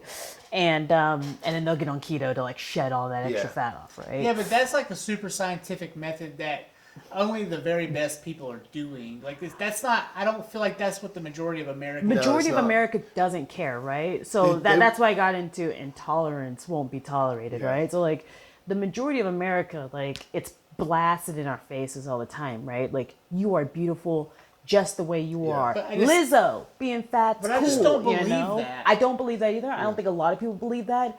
There was I wish I knew her name. There was a girl who was like the model for obese women, right? Well, she died at 34 from a heart attack. She died from a heart attack like 3 years later, being like, it's okay to be yourself. And I think it is okay to be yourself, But that's I not think it's being also okay yourself. being healthy, Yes. right? But to me, just that extra weight you're carrying isn't you. It's just it's a symptom of the food you eat, the lifestyle you're living. It's the lifestyle you live, right? Yeah. A lot of people want to say that they're living healthy. Like, I'm big, but I'm healthy. There are people who are big and healthy. Chances are, if you're only going on a brisk walk in the morning and then you're eating Bojangles and you're like, why am I not losing all this weight? That's why, you know, like, you're actually not living healthy. You just did your makeup really, really good today. Yeah. And like, you feel good, right? You always feel good until you go to the doctor and like, you have hypertension, you have high blood pressure, and you're borderline diabetic. And you go, well, what can I do? It's like, well, stop doing all the crap that Yeah. you're doing right now. Well, we talked. I see children who have now become 20-somethings, and they were overweight from the beginning, and now they're overweight. Like, that has to be a despairing place to be Yeah. when you're 22 and you're just big. I think you also have to remember that there are reasons why some people are overweight, right? Some people cannot lose the weight. Yeah. There are medical conditions where Yeah. you just can't do it, right? And that's when acceptance is important. And that's Like, when you seem to- acceptance is totally important, right? But just loving you because you really, really like cookout, like I can't get behind Yeah. that. And I'm sure we all say it to people we care about. It's the only people we really say it to. You can't like go up to strangers and like, Absolutely not. But, yeah, yeah, stop eating cookout. Like it's out of slapping shakes care. on hands. Even though they may be calling for help, you just Yeah. it's just literally it's an impasse. You can't go up to anyone randomly and go, "Hey, you're fat." yeah. We also have to remember we're catering the, like you said, like your daughter will eat sugar straight out of the spoon, right? My brother used to like drink salt. Yeah. You know, like he used to eat salt straight Yeah. from the Salt? bag. Salt, Yeah. man, crazy. I wonder why he Yeah, was craving that. salt tastes good, but Sure. salt just My tastes mother-in-law good, right? used to salt everything, I like would do- heavily. Yeah. I would get hooked on like the bottom of a Wheat Thins bag, and then I would have heartburn for like 2 days. Oh yeah, But they we're catering and we're nurturing these addictions from a very, very young age. And then they come into puberty, they come of age, and we go, "You're perfect just the way you Yeah. are." And it's like, It's well, a no, lie. that's telling a heroin addict it's cool to do just a little bit of heroin. that's what I was just right? thinking. Like, you wouldn't do the same thing. It was hooked on. They were hooked on drugs, but they're hooked on food. That's what it is. Same drugs thing. are yeah, you're food. hooked on Yeah. food. Sugar is just as okay. I just tried to quit just drinking coffee, and I went through a week of migraines that I don't ever want back in my life again. Guess what? I'm drinking coffee again, and I haven't had a migraine. Well, But- because you're Because I'm the on caffeine. Yeah, I had a cafecito before this interview, and I'm really good. Yeah, But it really bothers me that the moment I try to break free of that drug, I go into a spiral I can't control. And it's just coffee, man. yeah, It's not sugar. It's not necessarily sugar. It's just coffee. Because the coffee I drink is really low in sugar. yeah. Do you drink black coffee? Or... It's usually it used to be, do you want some coffee with your sugar? But then I moved on to, Yeah. maybe 1/2 spoon of sugar and then some creamer and coffee. But now what I do is I go to the Cuban place in the morning and I get a really small cafecito, and it's the fucking shit. But I think it's got sugar in it, lots of sugar. Yeah, yeah. But Cubanos usually have God, a they're touch, good. a touch of sugar, unless it's like one of the Cubano shots, a bitter, real though. Cubano. one thing that I started trying to do, I like my bitters, right? And so instead of drinking the coffee, if I can afford to not drink the coffee and not get a migraine, is I'll put a cap full of vinegar in my water. And apparently that helps you lose weight. So I hear now old wives' tale stuff Yeah. right there. They'll definitely make you go. It does. It does. But so we have really good mountain water up here. Okay. I have a thermos back here. I'll put ice in it, and then I'll put the water in it with the vinegar overnight. And then in the morning, I don't have to do anything. I just pour that and drink it. And it's really refreshing. And so, I don't know. I went to unsweet tea. Goodness. I did it several years ago. I quit, like, I was drinking sodas and sweet tea. I was like, I'm just going to quit it all Yeah. for like a week. And I had the terrible headaches, and we were out to eat. I was like, I told the waitress, like, give me unsweet tea. It tasted the best I've ever tasted, just Yeah. because I'd been so long without it. Because I don't drink coffee or anything like that. So So is that the move? The unsweet tea? I like unsweet tea. It's just, Can you do that in the morning? yeah, I drink it. I drink it with breakfast. Yeah. Just cold unsweet tea. It's And very British of you. because I used to drink orange juice with breakfast every morning, and then Yeah, that's how I should have I ditched my sugar. Goodness. A couple months ago, I was looking, everybody was talking about the keto and stuff, and I was just filling out the little thing online. I put in my weight, and it said I was obese. I was like, okay, I'm done. You and I have the same weight though. Yeah. What do you? I'm down to 210 now, But I guess you're taller than I am. How tall are you? 6 feet. You're 6 feet. I'm 5'9", and so I'm 185. Yep.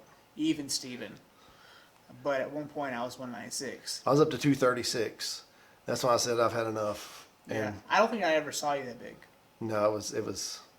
I've been there one time before, like before I got married, but it's just a couple months ago I was like, I've had enough, and Well, it's weird. I'm 185, and that's what Marines are, right? They make everybody 185 pounds. But I'm talking with my uncle, and he's like, "You're still fat, dude. You could be 165, maybe 170, Yeah. and you'd look great." And I'm like, "God, that sounds hard." yeah, I was 185 in high school. It's the last time I was 185, but Yeah, my goal is to get to 200. yeah. But I've really just changed the way I ate. I've been eating. I haven't been working out. I've been on push-ups and stuff like that. You don't have a gym in Statesville you go to? I bet there's We had some good we had ones. the Statesville Rec Gym that my mom buys us a membership to for the pool. Is what she used to do it for, but it was shut down for a while. Now, And then you had to wear a mask, which sucks. so I just didn't even go. Yeah. But I do been doing push-ups and core stuff. I'm doing CrossFit now. It's a form of CrossFit, but before COVID, you were my private trainer. I was your trainer, yeah. And we were at the jiu-jitsu gym in West Asheville, which is a drive from here. Yeah. Like, it's too far for me to feel. I don't want to do that anymore. And also, I just feel like they're really crowded now. The gyms, the jiu-jitsu gym is really crowded. Well, their attendance rate has gone up It's gone through the significantly. roof, Yeah, which is great for them, and I'm very happy for them because Yeah. that year-long stretch was pretty impoverished for them, I'd imagine. And so I'm really happy to see that bounce back. But for me, it's like everything I want needs to be really localized. Yeah, When we moved to Black Mountain, there was no gym in Black Mountain. yeah, There was an aerobic-sized place, like a jazzercise place for old people, because that's what Black Mountain was. or curves. Yeah, it was For like the- it was like that, and it was like called Everything Fitness or something. And, it just wasn't. I didn't vibe with that place. Yeah. So I was going into Asheville for like a CrossFit box gym, or whatever, and it was fine. But the commute was 30 minutes there and then 30 minutes back, and by the time we started having a baby, like that's Yeah. just not. Yeah, it's not feasible. Yeah, and so I started talking with people here, and other people wanted one here too. And so one of the churches locally started a CrossFit gym here, and so we Okay. got that.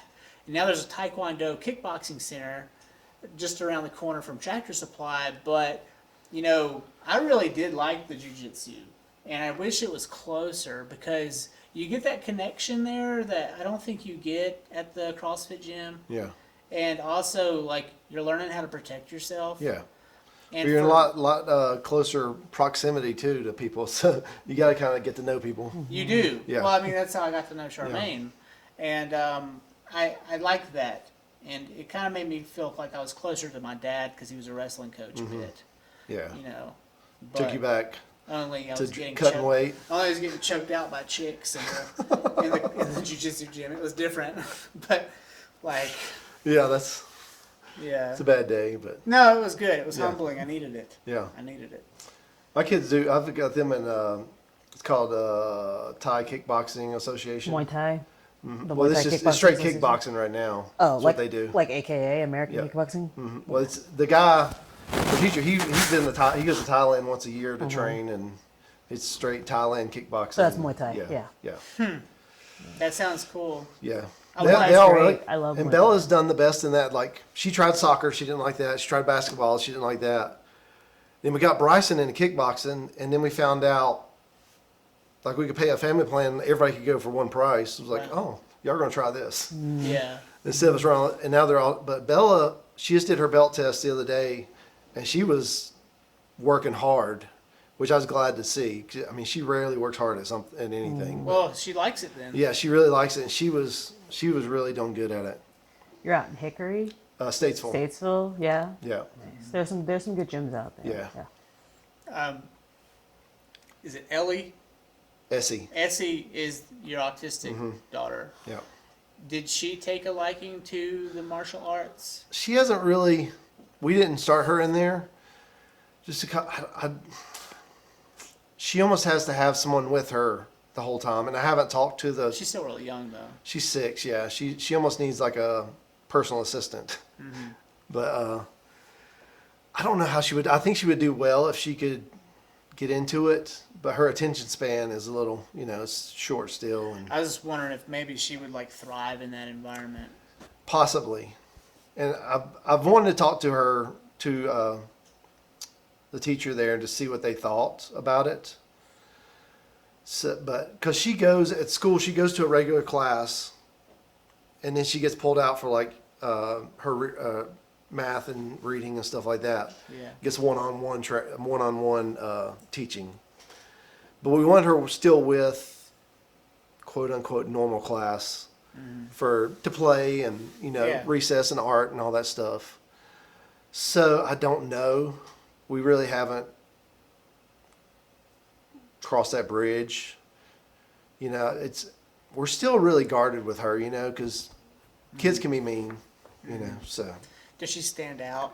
Like, does her physical look? No, physically she doesn't, but she screams a lot. Oh, she'll just out of nowhere just Yeah.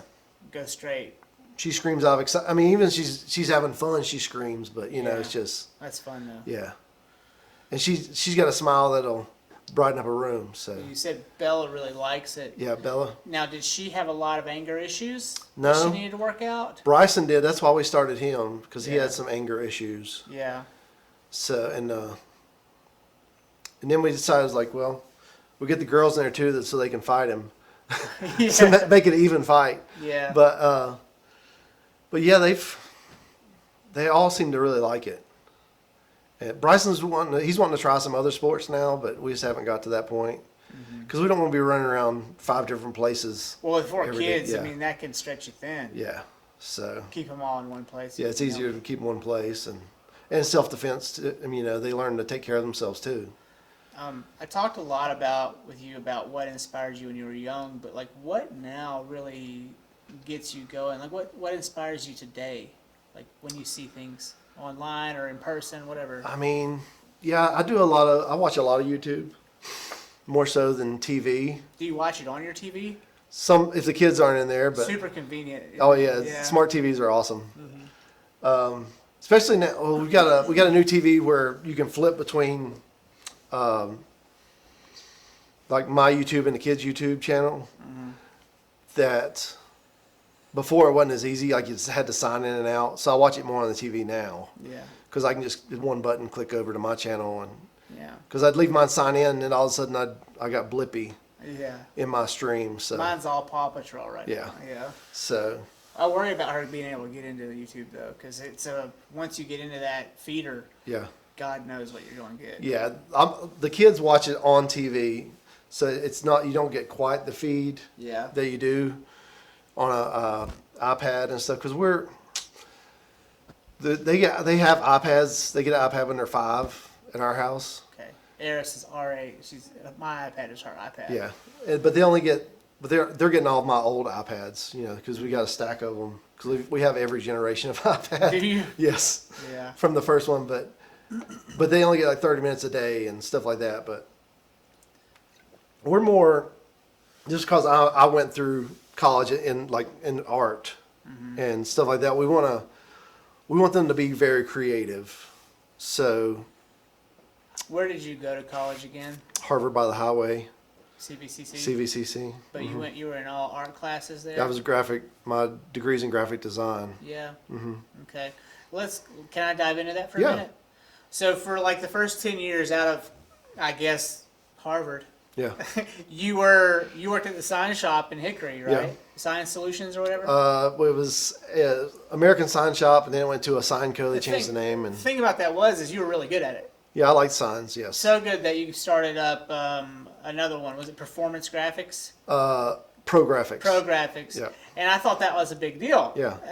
But I think under the surface, the realizations of how difficult it was to make money doing that. Well, I was working a full-time job, Yeah, and your and my brother was running it, Yeah. and it really he ran into some family issues where he found out he had a daughter Oh yeah. when she was 14, Wow.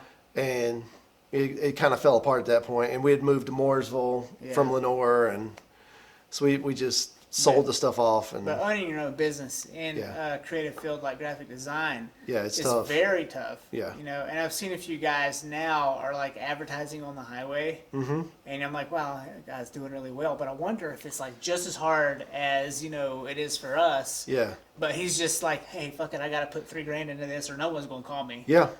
You know. It is very tough. Like unless you get that one customer, you land that one customer, which I've seen a lot because I deal with sign shops now in my job. But like I got a guy in Newton, he's like, we landed this nationwide account Yeah. for wrapping cars, and that's basically their only customer, which is good and bad because if you lose that customer, You're done. you're basically out of business. So Yeah.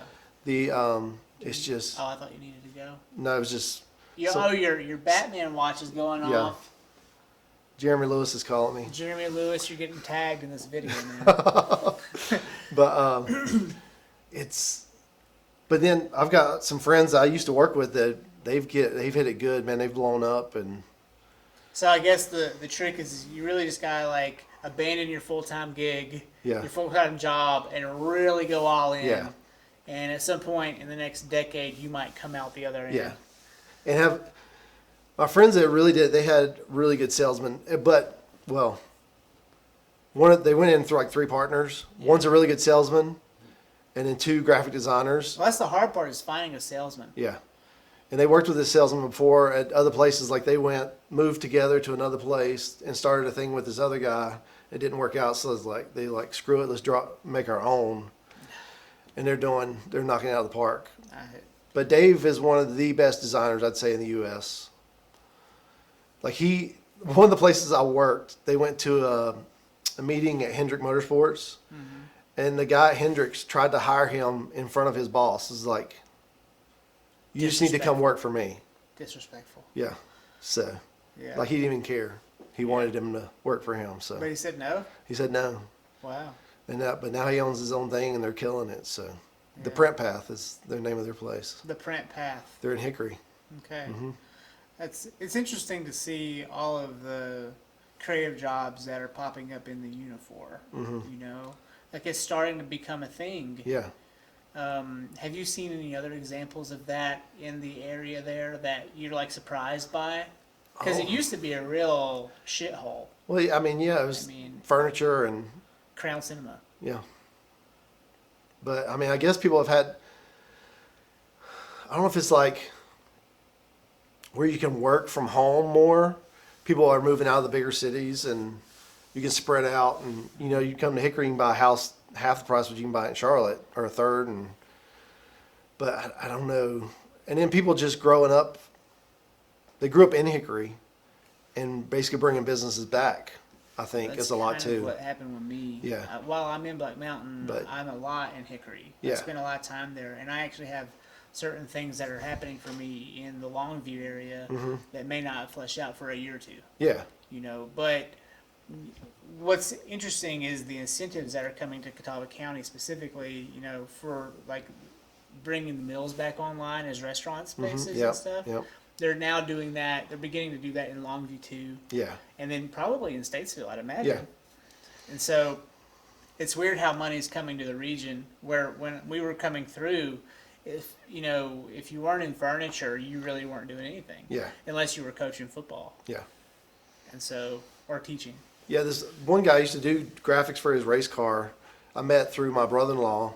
He was a furniture designer, and he killed it. Like he retired and moved to Mexico, but he raced Porsches and Ferraris and being a furniture designer.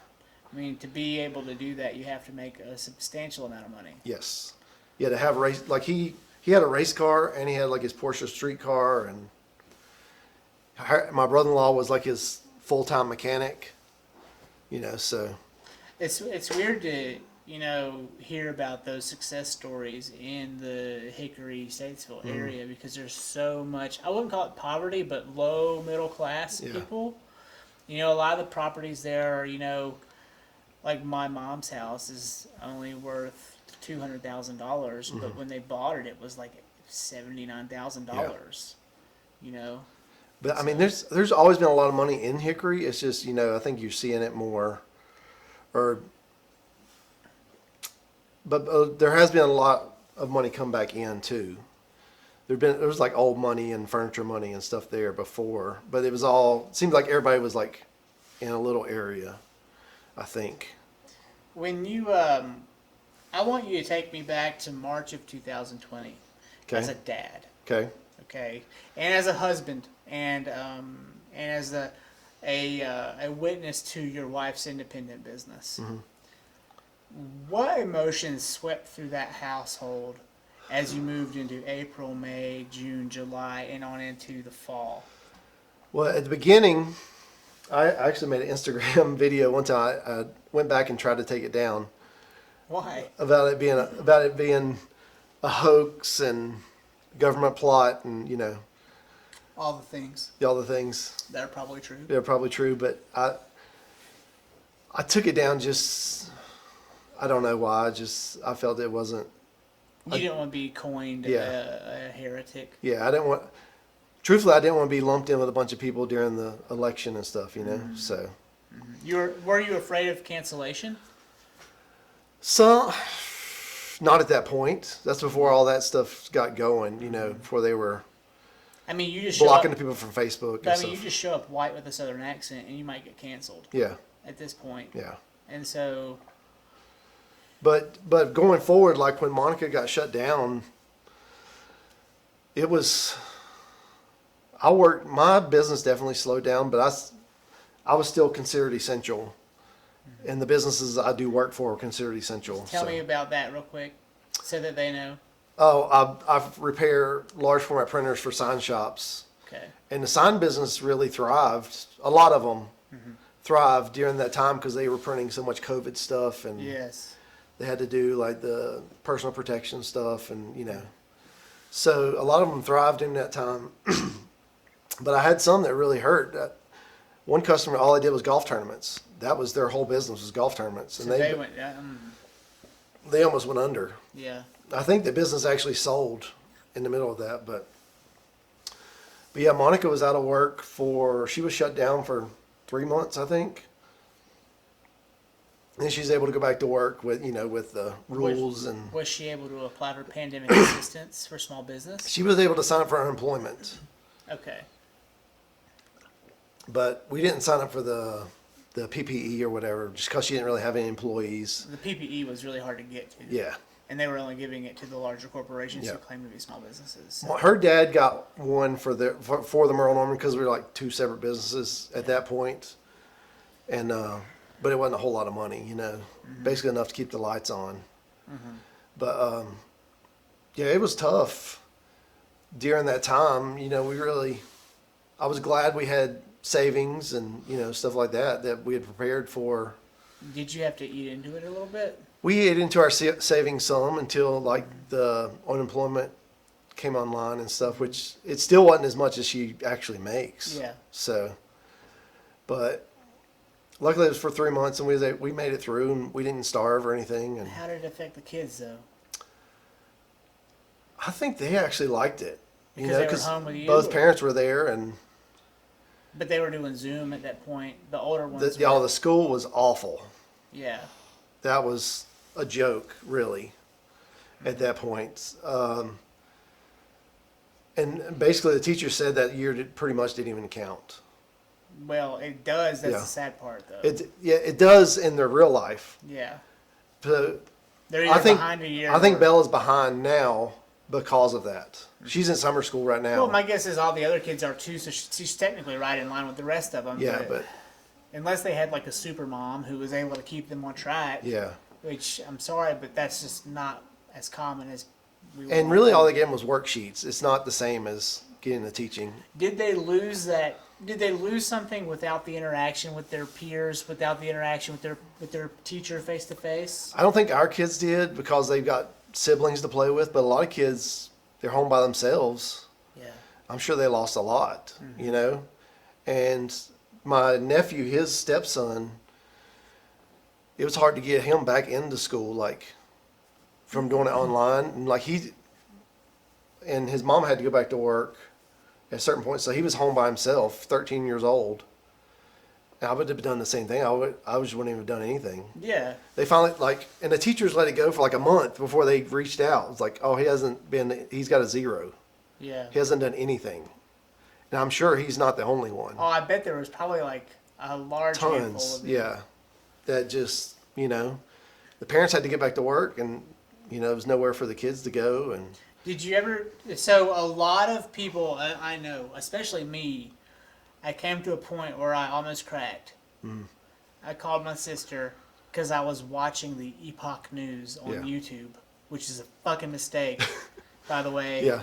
Did you even know what that is? I don't even know Why what are it you is. watching that? It was showing up. It was served to me, it's pretty hard, right? I guess, but a lot of it was anti-China. Do you know who owns Epoch News? Who? China. Well, that's bullshit because they're I'm not even all joking. about ramming against China. There's no way. If Keep China going, owns keep going. Epoch I'll News, then bring it that's up. fucking mind-twisting shit right They there. got into your brain.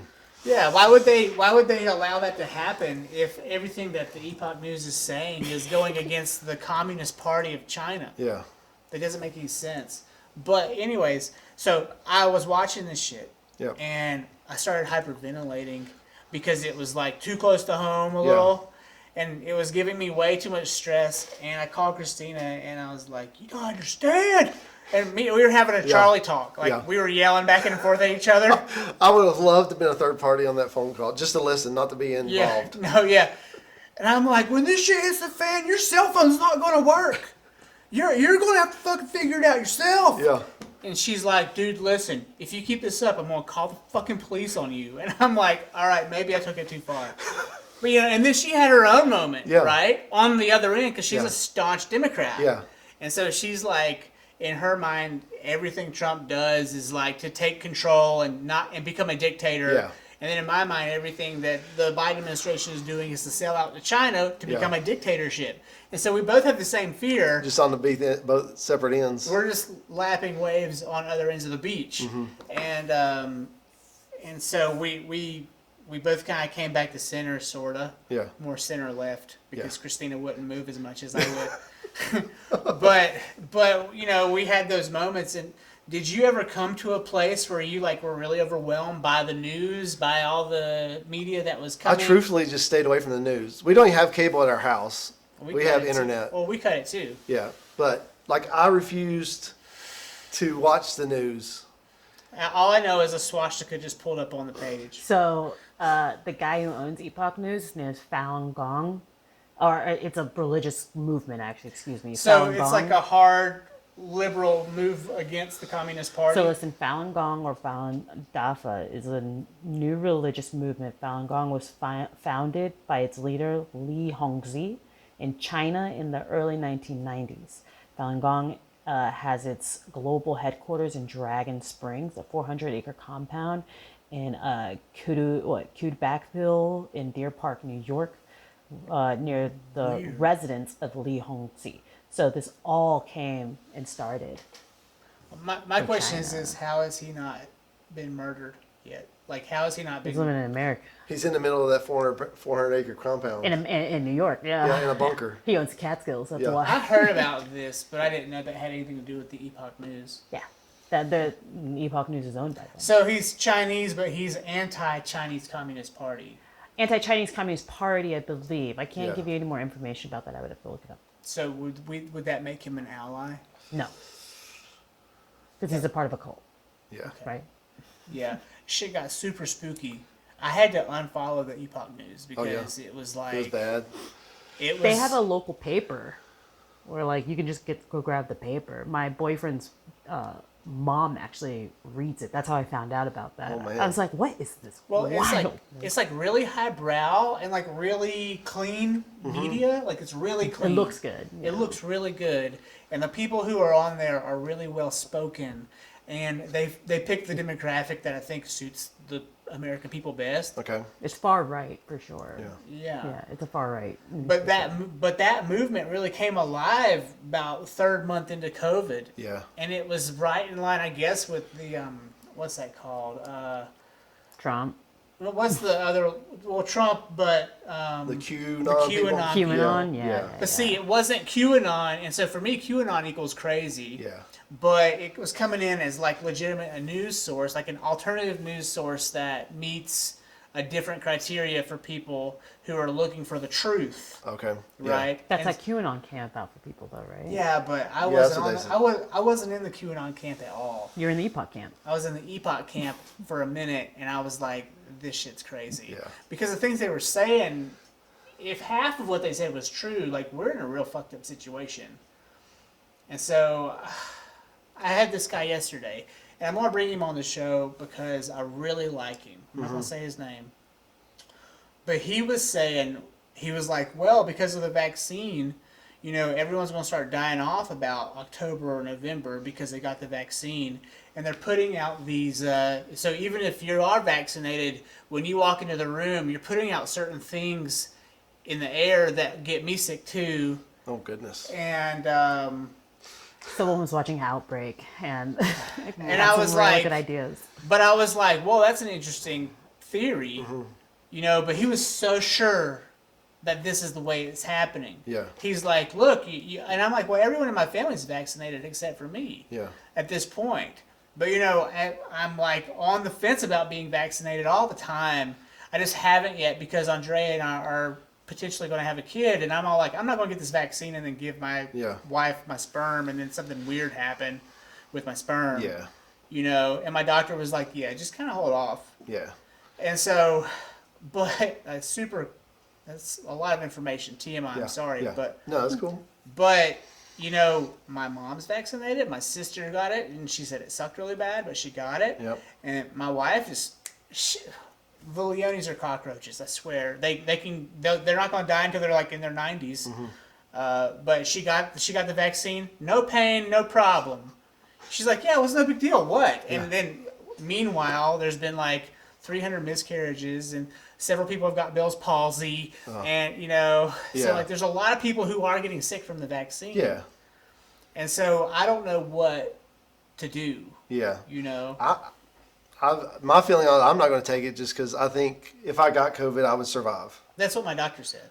And so, And what's the new medication out that they're saying is really effective in treating COVID? Charmaine, did you hear about this on Rogan just recently? He had a podcast. No, I stopped, like, even thinking about COVID, Yeah. and they were like, "You're allergic to the vaccine." yeah. Like, Really? I went to go get it, and I was right there, and they have those little questionnaires. You guys didn't go do this, so But yeah, they give you like a little questionnaire and a little stamp for like the days. Yeah. And they ask if you are allergic to something called polyethyl glycol, something like that, polypropylene glycol.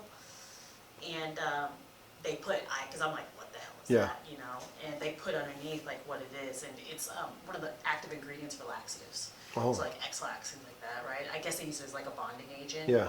And I'm allergic to laxatives. Mm-hmm. So they were like, you can't take it. I wonder if that's what's happened to some people. They were allergic to it and not know. Didn't know. Yeah. Well, Because, like, I've never taken a laxative in my life. I wouldn't know if I was allergic to it, you know? Boy, have I. bust out in hives. Have you Yeah. not gone to an Indian restaurant? I mean, I've eaten Indian food, yes. that's but- a natural laxative. It's a natural laxative. Just go. That's all you need. Some cayenne pepper and Yeah. some buttered chicken, and you're going to be moving quick. Okay.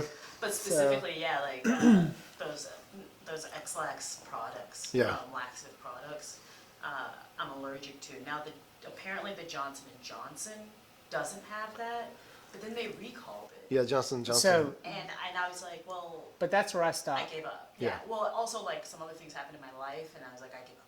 Yeah. I was I like, just gave up for now. I literally So I know I'm said, a teacher when I have to, but yeah. I literally said on a Friday, on Monday I'm gonna go get the Johnson & Johnson because it's one and done. Yeah, and then recalled. on Monday they're like it's recalled. It happened like that. Yeah. they put it back out for like a week. Is it still out? It's out. You can go So I've been under the impression since then that it's not out and it's still recalled. Well, I knew a guy who got the Johnson & Johnson, and he had so much lymphatic fluid from it. And it affects everyone different. Yeah. So, like, am I going to get lymphatic fluid? Yeah. Like, probably not. But he had so much lymphatic fluid that he couldn't do anything. His stomach was literally distended like twice its size. Oh, my goodness. Yeah, like on the side, he could like flip-flop it around. He had to Ugh. like, wear pants over top. Oh, and he was all sick. And I was like, this doesn't like Why? good look. Yeah, Yeah. I It's- don't like. I well, don't like that. Well, they're even saying now, and I've only caught wind of this, that like they're having a hard time finding people to get vaccinated now, and we've only vaccinated like 30% of the country. Yeah. And so that, to me, I'm gonna wait for the side effects. but see, so in October and November when everybody starts dying off, you'll know. But that's what my Yeah. friend I said. hope Yeah. that doesn't happen. Yeah, I hope that doesn't happen either. He's like, yeah, I'm selling my house and I'm moving to, A bunker underground. like he's moving way out Yeah. into the middle of the mountains, and I'm like, that's whatever you gotta do to feel good, man. Yeah. But My dad's going to he had COVID. He had a really rough time with it. Like, he had really high fevers. did you get nervous when you heard the news? Not at first. My mom called me one Sunday morning, and she was having him taken to the hospital by ambulance. I got nervous then. Yeah. And she wouldn't let me come to their house. And she 'Cause- couldn't go with him Because of COVID. because of COVID. She's like, do You're not gonna come. get- And she you're was not gonna all get your kids upset. sick. You're not gonna get your wife Yeah. sick. But my dad passed it to, he actually had it at Thanksgiving. We didn't know. And he gave it to my mother-in-law and my brother-in-law, but I didn't get it then. I'm pretty sure Monica had it in January before 2020, Yeah. before they knew what it I had it was. in February, So, right before everything started. cause like right after Christmas, she went to she had she went like 4 rounds of antibiotics. Cause And so she the was having a doctor's hard like, we time. don't know what this is. She was having a hard time breaking it then. Yeah.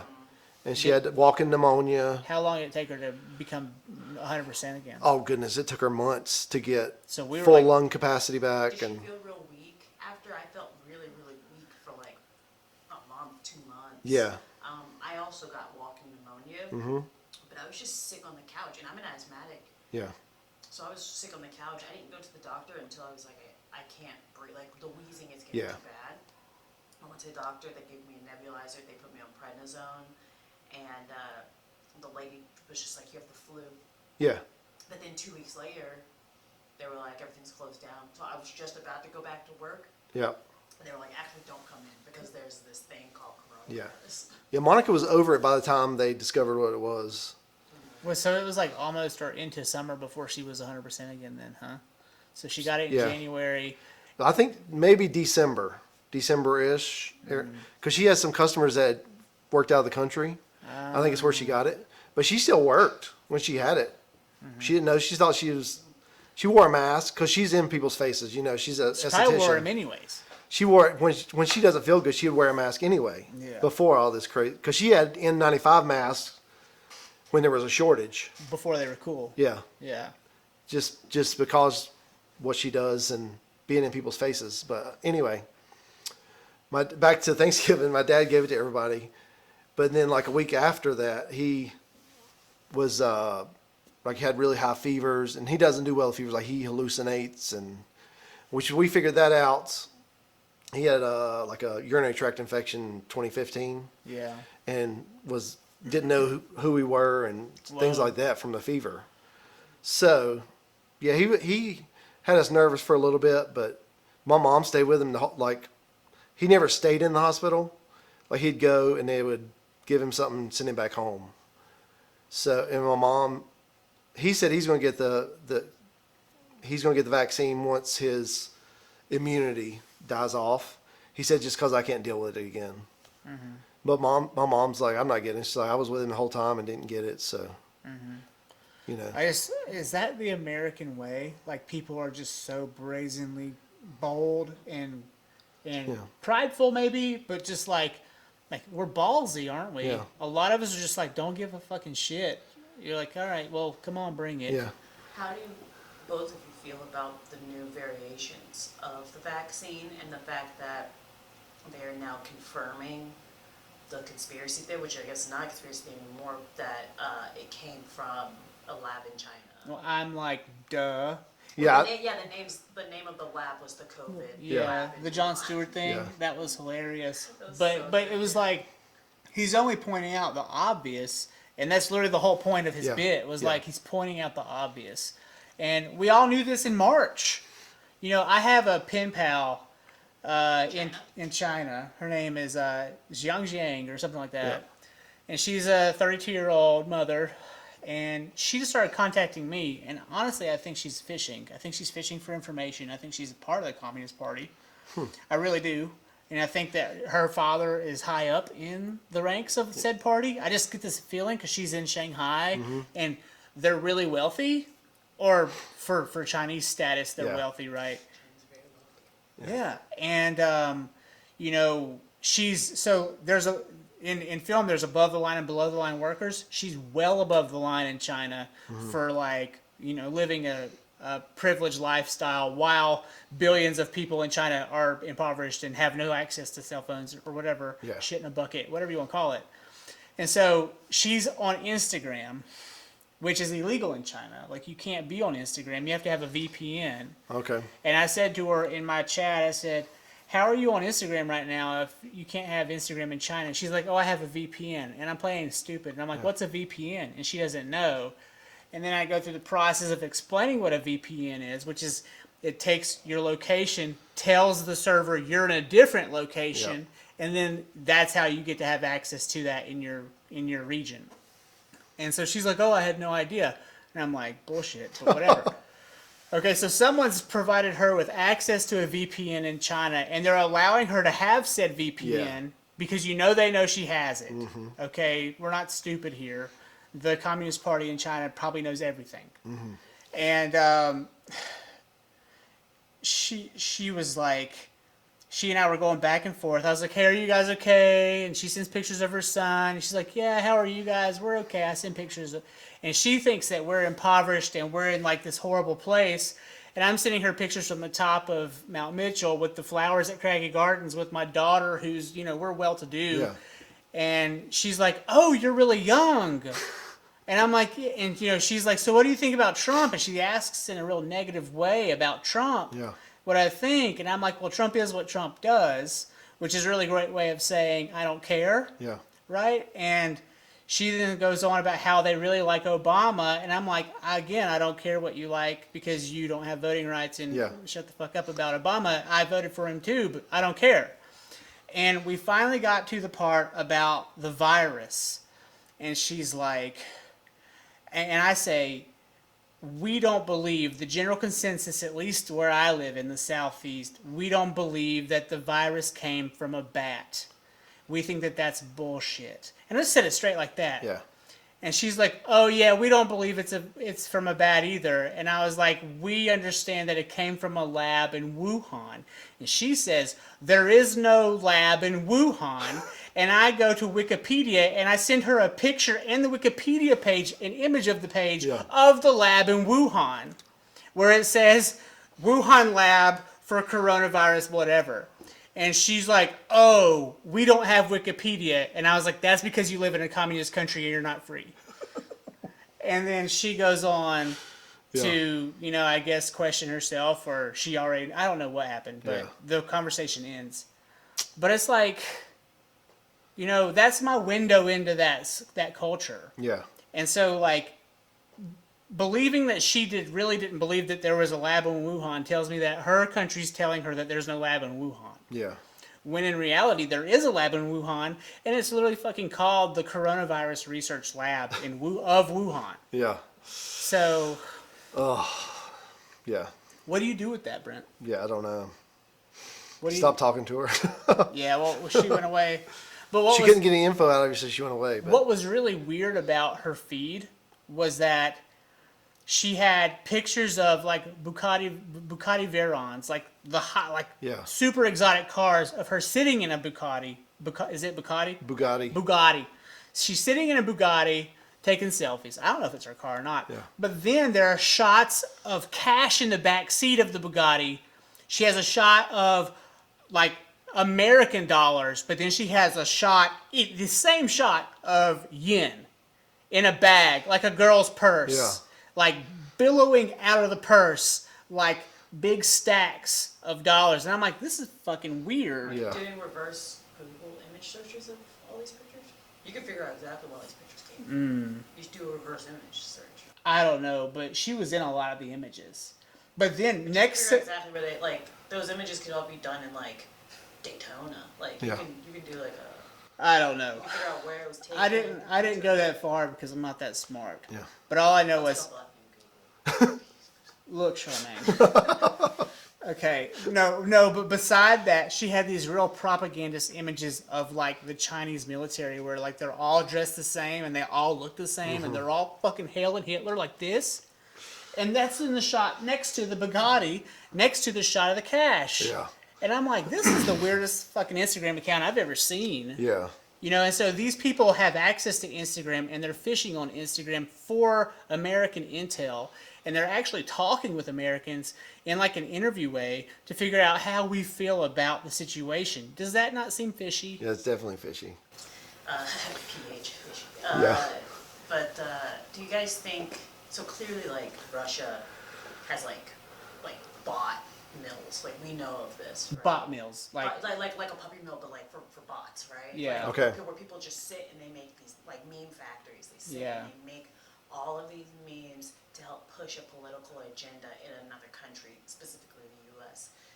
Do you think that maybe she was a part of that mill, that meme bot, that? do you think that she was, not that you're saying that she was a bot, But she was a part of that mill to like try and get pretending to be Chinese maybe? no. She probably actually is Chinese, but like a lot of these like the Russian bots, right? In the earlier days in 2000, like when Twitter first came out, 2005, 2006, like I graduated high school in 2007. So like in 2007, I specifically remember seeing these bots, and you could spot it right away because the English was off. It was weird. Always right? off. Yeah. There's It always was so some, strange. like a weird spelling or like, Yeah, it was always so strange, but they've gotten so good at it that you can have full conversations with these bots before, well, we call them bots, but it's another human being in Russia or in China Yeah. doing Yeah. this, right? You can have full conversations, add them on friends, like be friends with them for so long until you actually realize you're not a real person, right? Yeah. Or you've got a very specific agenda. Yeah. Because they do that with a lot of things, right? Like these meme pages, they'll get thousands of followers, and then they'll switch it to like government propaganda, right? Yeah. It'll switch. They'll get 32,000 followers, and then they'll switch it to a Trump page, or they'll switch it to a Biden page. And do you think that she was a part of that whole dynamic? I think she was, and I think she may have not even really known what she was. Like, I think that she was Well, given. they get paid to do. They know exactly what. I think she was given an agenda, and I think that she was given an Instagram account. She was given freedoms that other Chinese people don't have. And I think that she was on there, and she knew she was fishing for information. But I don't think I think she, like a bot, she didn't have all the information. She only had some, and she also had her own personal perspective. And so she was in there, and I think that the pictures that she showed me of her and her son, I think they were real. I don't think they were fabricated. But she never showed me pictures of her husband. She never showed me pictures of her father, her mother, anyone. All I saw were her and her son, which is random and weird because if you have a son, typically you're around grandma and grandpa. Mm-hmm. How do you guys feel about these meme mills and like bot mills, pushing the political agenda in America? How do you feel about that? Where do you think that's going to take us? Do you want to go with this one? Truth, I've never thought about it. I mean, I've heard. Those but memes that you Yeah. like come from these things. Yeah. That's why I asked. Right? I truthfully didn't know that. So, I mean, I know that people make them somewhere to push in a certain agenda. So, I don't. How do I feel about it? I don't think it's. What's the word I'm looking for? I don't like it to be.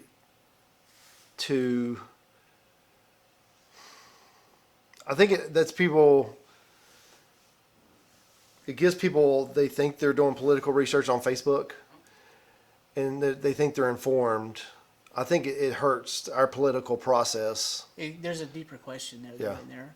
Is Facebook, Twitter, and the above, all of the above, are they a toxic part of our culture? Absolutely.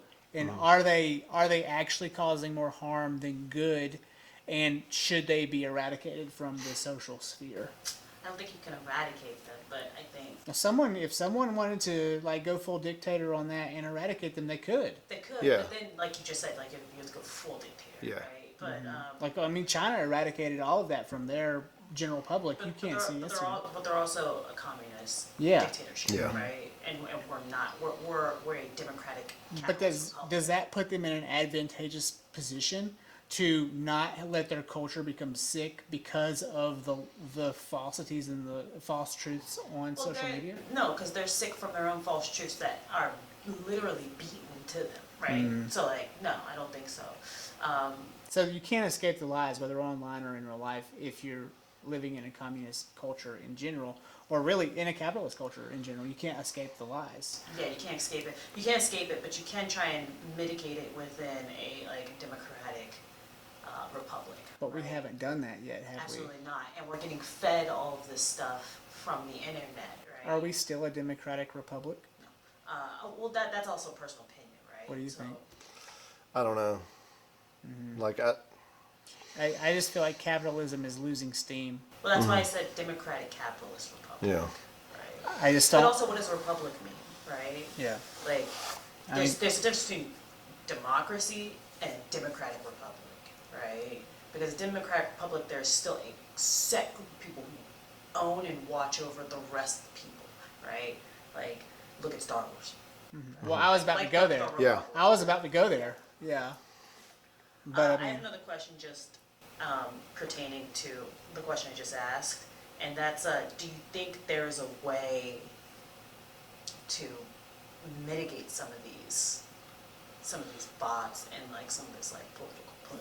one way is just turn your fucking phone off. Yeah. Yeah, but do you think that's kind of like an ostrich putting its head in the sand? Yeah, and no, not if you're in your. This is my opinion, and I'm an idiot, but I'm not an Me idiot. too. I'm super smart. I'll say I don't want to take that Joe Rogan approach of I'm an idiot. I'm an idiot. Because I think that everyone's in general, like especially even like the the grassroots people, like the locals who don't leave. I think everyone's genuinely smart to a point. I think if you turn your phone off, and I don't do this, but I think that if you could turn your phone off and then really focus your energy on the local people in your town. Like Black Mountain's a really great space for this. Statesville maybe not, because Statesville's so much bigger than Black Mountain. But in Black Mountain, I can turn my phone off and I can walk downtown and I can have a dozen conversations in one day with different people, hyper, liberal lesbians, hyper liberal, gay men, straight men. I can just turn around and I can have a conversation with someone from Alabama who's in and they're super conservative and they're not wearing their mask in the restaurant even though they've been asked to. Yeah. And I can get along with all those people even though they are completely polarized from each other. Okay? And so I can like today I took my kid to day camp and I had a conversation with 3 adults and I was around probably 30 people. You don't know what that does for your energies when you're around that many people. It's really rejuvenating. And, it takes an isolationist or someone who's been away and it puts them in a place where they can feel like they're a part of the community. But then after that, my mother and I went to the Cuban restaurant. We sat down and had a cultured breakfast. Okay? And we spoke with people who were Cuban. And we spoke with people who weren't Cuban. And then I came home.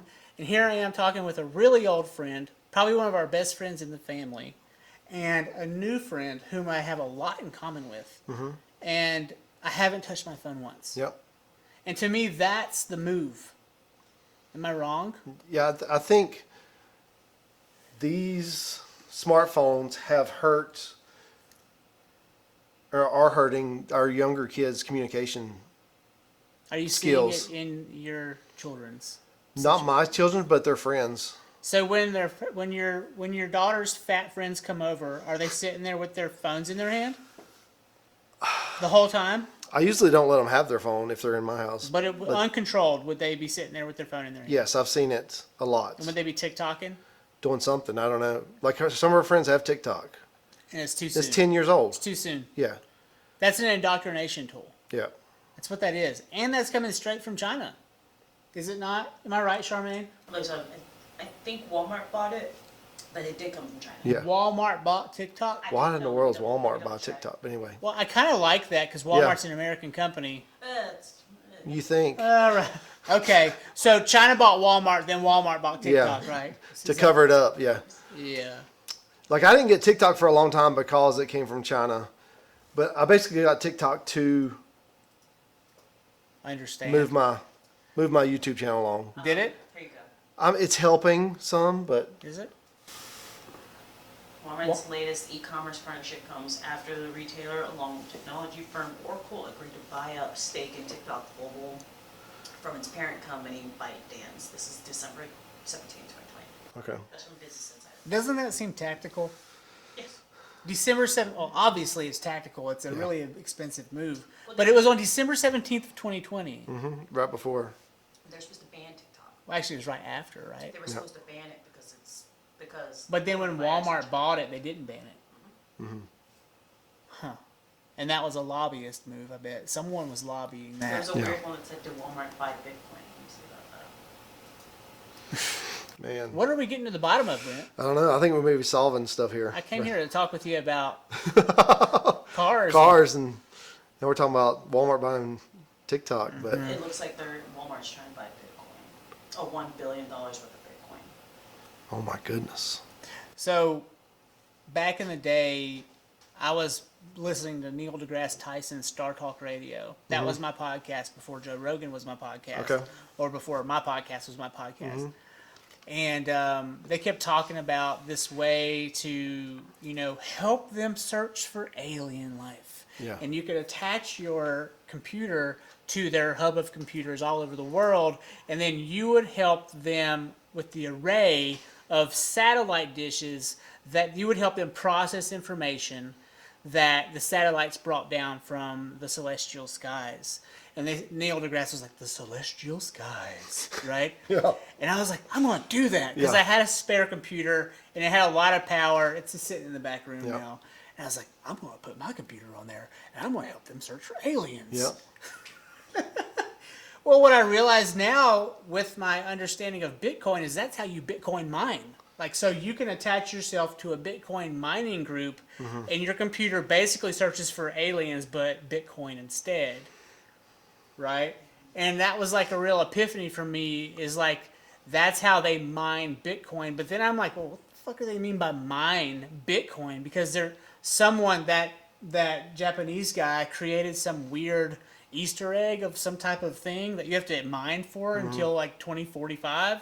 And at the end, go ahead. No, keep going. But at the end of the cycle, once you've mined all the Bitcoin, something special is supposed to happen. Yeah. Like, I don't know what that is. So it's like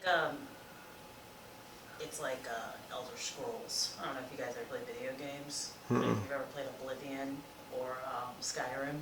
Okay, Skyrim, yeah. Yeah, like Skyrim. Let's take, so you know Skyrim, let's take that for example. Minecraft's another one for the kids, right? Skyrim, in order to get ahead in the gameplay, you have to, you could do one of two things, right? Like you have to build tokens, you have to build points like rubies and gold and all this stuff in order to change your character and like get more things, right? But in order to do that, you can do that one of two ways. You can like run the course of the actual video game, right? And play the storyline. Or you can just take your character and put him out in the woods and just click like the click into the mode where like you're just killing boars, right? So you just kill boars all day or chop down trees all day, and you get like 1 point a boar, right? Or 1 point a tree, and you can just auto that and leave, right? So they've been doing that in video games for years, right? So that's a form of mining. That's mining. That's all mining is, right? It's just a set of programs where like you set it and forget it, and it just clicks away at these zeros and ones until you find the thing you're looking for, and then it'll take it, it'll bank it, and it'll keep doing this. Right now in Skyrim or in Oblivion, you're killing boar in the woods to gain points, right? But in a Bitcoin process, you're breaking down these zeros and ones and all of these walls and layers to get money, right? So that it's been around for a while, I think is what we're trying to get at. I just wonder what the end result of all this is going to be. And will so is this as my theory is this is a conspiracy to kill the American dollar? Like in the end, this is what that Or is. Yeah. paper money in general. Yeah. Just to kill. Well, I mean, I don't think it's going to kill the yen. I don't think it's going to kill the euro. I think that, and this is a conspiracy theory. I think it may very well be a way to kill the American dollar by itself. I don't know, and I have nothing to base that on. Well, it's global, so if it kills Yeah. the American dollar, it's going to kill the British dollar. It's going to, I mean, they're using British Unless there's some type of weird. pound. But what if Pounds. there's some type of caveat move that the Chinese know to do with the yen to make that all become the same thing? And what if they do that in a way before we realize what's happening, and the American dollar just becomes useless? Wasn't this what they did with the euro? The exact same thing they did with the euro. Well, the francs and all that before. Yeah, it was marks and francs and then pounds, and now everybody within the European Union uses euros, except England, who just left the European Union. Yeah. But they still use pounds. Was that Brexit? Yeah, Brexit is them separating from the EU. Yeah, Okay, and we don't know much about I don't know much about Brexit. that's just what it is. Yeah. Yeah, it's like if we were British exit. Brexit. Yes, exactly. Yeah. That's a good way to think about it. It's a British. We're talking accent. about Brexit right now. Can you believe that? I have no idea what that is. So Yeah. We're 3 to 6. How's our record time? We're past the 3 hour mark. No. I mean, like on Oh, that. we're good. We're good. Okay. Brent, what is? I have questions that I don't have down. I'm gonna remember them though. If you could go back in time, whether as just in general, if you can go back in time and talk to yourself when you're 14, 15, 16 years old, what would you say? oh man.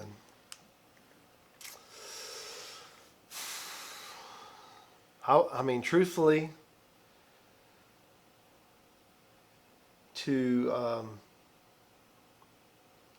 I'd probably go and like tell myself to get in business for myself earlier, or to pursue more creative stuff like YouTube and stuff like that earlier than I actually did. Hey, listen, there's this thing called YouTube. It's coming up, yeah, Don't turn a blind eye to that. Yeah. Like, dive in early. yeah. Would you have invested in Bitcoin early? I don't know. I'm still not sure about it, like you, so I don't know. But I mean, I don't even know if I would do. I would tell myself not to waste so much money on stereo equipment when I was in high school. But, Yeah. but but yeah, it's probably just to, now that I work for myself, it's so much better than when I Yeah. work for a company and. You're on your own. You're on your own dollar and on your own time. Yeah, because I was trying to tell my kids, like, why you gotta go to work? I was like, I spend more time with you than most people get to. And they're complaining about. Yeah, they're complaining that I don't spend enough time with them.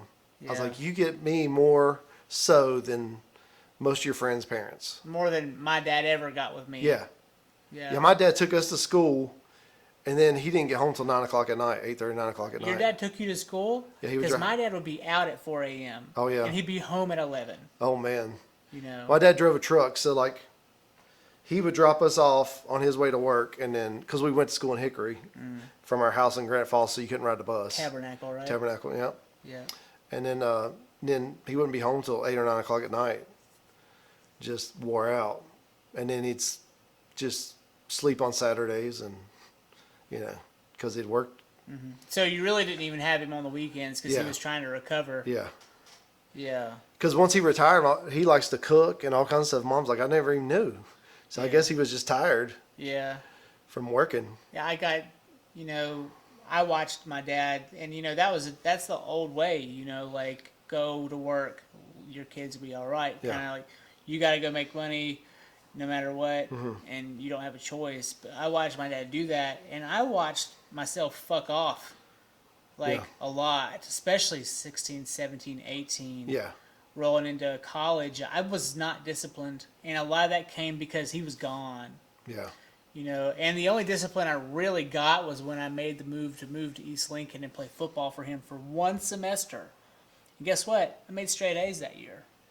But then when I went back to my old high school, Yeah.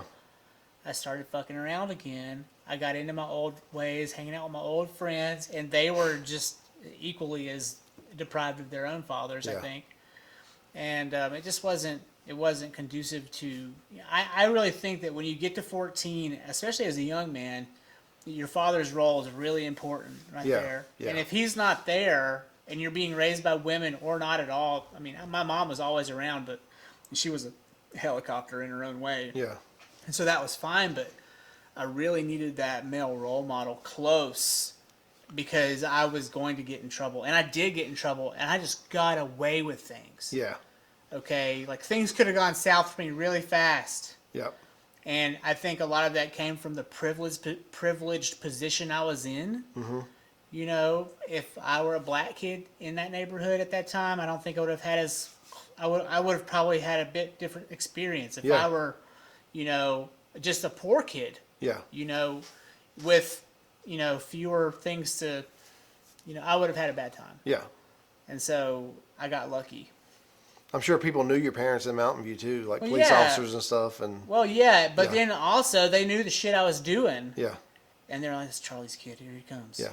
You know, and I would be doing something. I wasn't a thief or anything like that. Yeah, but I was a loiterer. Mm-hmm. And I was, you know, I ran my mouth a lot and I cussed a lot. And so the parents did not. Yeah. You know, I was a loudmouth. So But yeah, I'm sure you got away with some stuff because of who your parents were too. Maybe so. Because people knew. You're just like, Yeah. oh, it's the football coach's dad. yeah, Son, but I wasn't rich or anything. Yeah. And you know, the rich kids had their own weird things that they would do. yeah. Remember, like this one kid, Jacob, you know, was driving like a brand new, what was that, Nissan? The The truck or car or the car. 300ZX. yeah, you know, come on, Yeah. this guy Chad Yeah. Bartley. Or But some of the whatever. rich kids played ball for your dad, so parents knew that, and you know Yeah. some of the upper echelon, I guess you would say. Yeah. Because I remember we walked into a party in Newton with me and Christina, and like a ton of football players came. It's like, yeah, Coach it's like, Lloyd's Coach Lloyd's daughter. It's like, oh yeah, don't tell your dad. Yeah. Yeah. Well, I remember Yeah. being, I was probably 14, and I was over at Greg Beard's house, and Greg Beard was like the drug dealer in the neighborhood, Mm-hmm. right? And all my dad's wrestlers were in the fucking house. Yeah. Okay? Like, they were in there. Yeah, And they were like, and I was like wanting to smoke weed. I was 14. yeah, Okay, and I was like really rebellious at that point because I was mad at my dad for a whole list of reasons that were completely irrational. Mm-hmm. And I remember my dad sniffed me out, and the wrestlers Yeah. went and hid upstairs. Oh, I'll bet. Yeah, And they were like, because they were hanging out with Davey, Greg's brother. Mm-hmm. And sorry to call you guys out, whatever. They're not on the internet anyways. Yeah. But they were all like, oh fuck, there's Coach Lloyd. yeah. And they're like, I do not want to be seen with you, dude. Oh man. You know, because, you know, think about what that would have Yeah. done, knowing that they were, you know, corrupting his 14-year-old. Oh yeah, it'd be even worse. Yeah. Yeah. And so I caught a glimpse of just how quickly, like, what his influence was on the other kids. Yeah. And then also on me, because he wrote me up that night. You know, like, Oh, man. he knew. Yeah. I smelled, even though I hadn't smoked anything, Yeah. I had walked into You the were there, room, yeah. and they were smoking Black and Milds or something, you know, and like, he knew, and that was not the first time he had found me in some random house in the neighborhood, you know. Oh And so man. Yeah, that's I was giving him a lot of trouble. yeah. Rebellious kids. What can you do? I don't know. We'll have to deal with it one day. Yeah, probably. I think talking about rebellion, I mean, these kids are adopted. Yeah. You're going to, at some point, one of the four or more are going to really rebel on you. Yeah, I know. Like, what are you doing to prepare for that? I really don't know what to do. You know, just Are you just going to let it happen? I mean, You'll probably know it when you see it yeah, I'll probably know it. before, but Hopefully, I'll be able to spot it early and see and kind of steer. But I think almost rebellion sometimes needs to happen, some sort of it. You know, just to make you the person you're going to be. Not that you need to let it go forever, but I just think it makes people who they're going to be.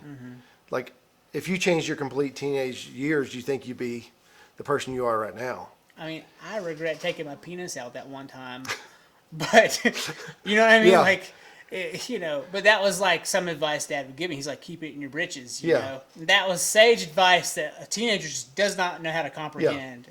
But Don't have the impulse control. yeah. Yeah. And so there are those things, Yeah. but, you know. So I don't know what to do. I mean, Monica's good at spotting stuff before it happens. So, and She's an empath, I think. and I can read our kids. I know when they're lying. Well, that was what I was going to ask. Yeah. Are you seeing these deviations in like truth? Are they starting to practice lying? Oh, yeah, lying to you yeah. now, like about the candy jar or. Oh, I so- can. Yeah, I can. Bella will straight up lie to your face. But yeah, it's. Has it become a game? Is it like a game almost? Oh, I can tell right away when she's lying. Monica will look at me and I'll just give her like, she's lying. Eris has a stash. Like, I would have a stash of smokables in my guitar case. Yeah. She has a stash of candy in her little box. And one day she was gone, and I was cleaning her room, and I opened this thing. I was like, what's this? Yeah. And I opened it up, and all this candy from Halloween was still in there. And so she's been going into Yeah, that like been hoarding it, yeah. every day or so. And she's just like, Yep. you know. Oh yeah, and I don't want to be so hard that they hide everything from me, you know? Well, you kind of want them to come to you. Yeah. So I'm trying to, that's a hard line to walk. Like, you don't want to be too on this side, you don't want to be too on this side. Like too hard and too lenient, you know? Yeah. Because my dad was pretty lenient. Like, he was one like learn by life lessons type of person. So, I mean, and he was like, well, that happens. So you got to do this because this happened. He went with me to court the first time I got a speeding ticket and told me what to go say to the Shows you DA. how to navigate the speeding ticket Yeah, issue, which yeah. you probably needed a lot of experience Yes, I've had to deal with that, and I've been good in the past couple years. So with. Yeah. the wagon helped with a lot with that, though. My last one was a 93 and a 65. Oh, Yeah. that's a good one. It was in the Cadillac. Yeah, I had it a year, I Yeah. think. And I had it coming, man. Yeah. If you knew what I got away with again. Oh yeah. I mean, I got away with 125. Oh, I've been way faster You than know, that on the streets. with- Cadillac does not feel good at 125. Yeah. It starts shaking weird. Oh, yeah? And I'm like, We got rid of our 2012 Mustang because Monica said she had to get rid of it. She was driving back and forth to work before she lost her license. So she's like, it's not happy at 70. no, It's happy about 90. The Cadillac's happy 84. Yeah. You get to 84 and it's like, yeah. Yeah. But you can't stay there, especially through Statesville. Yeah. Yeah. The Mustang, that thing would run 150 easy. Yeah. No problem. Stable. Yeah. You could just be at 150 Yeah. on the highway.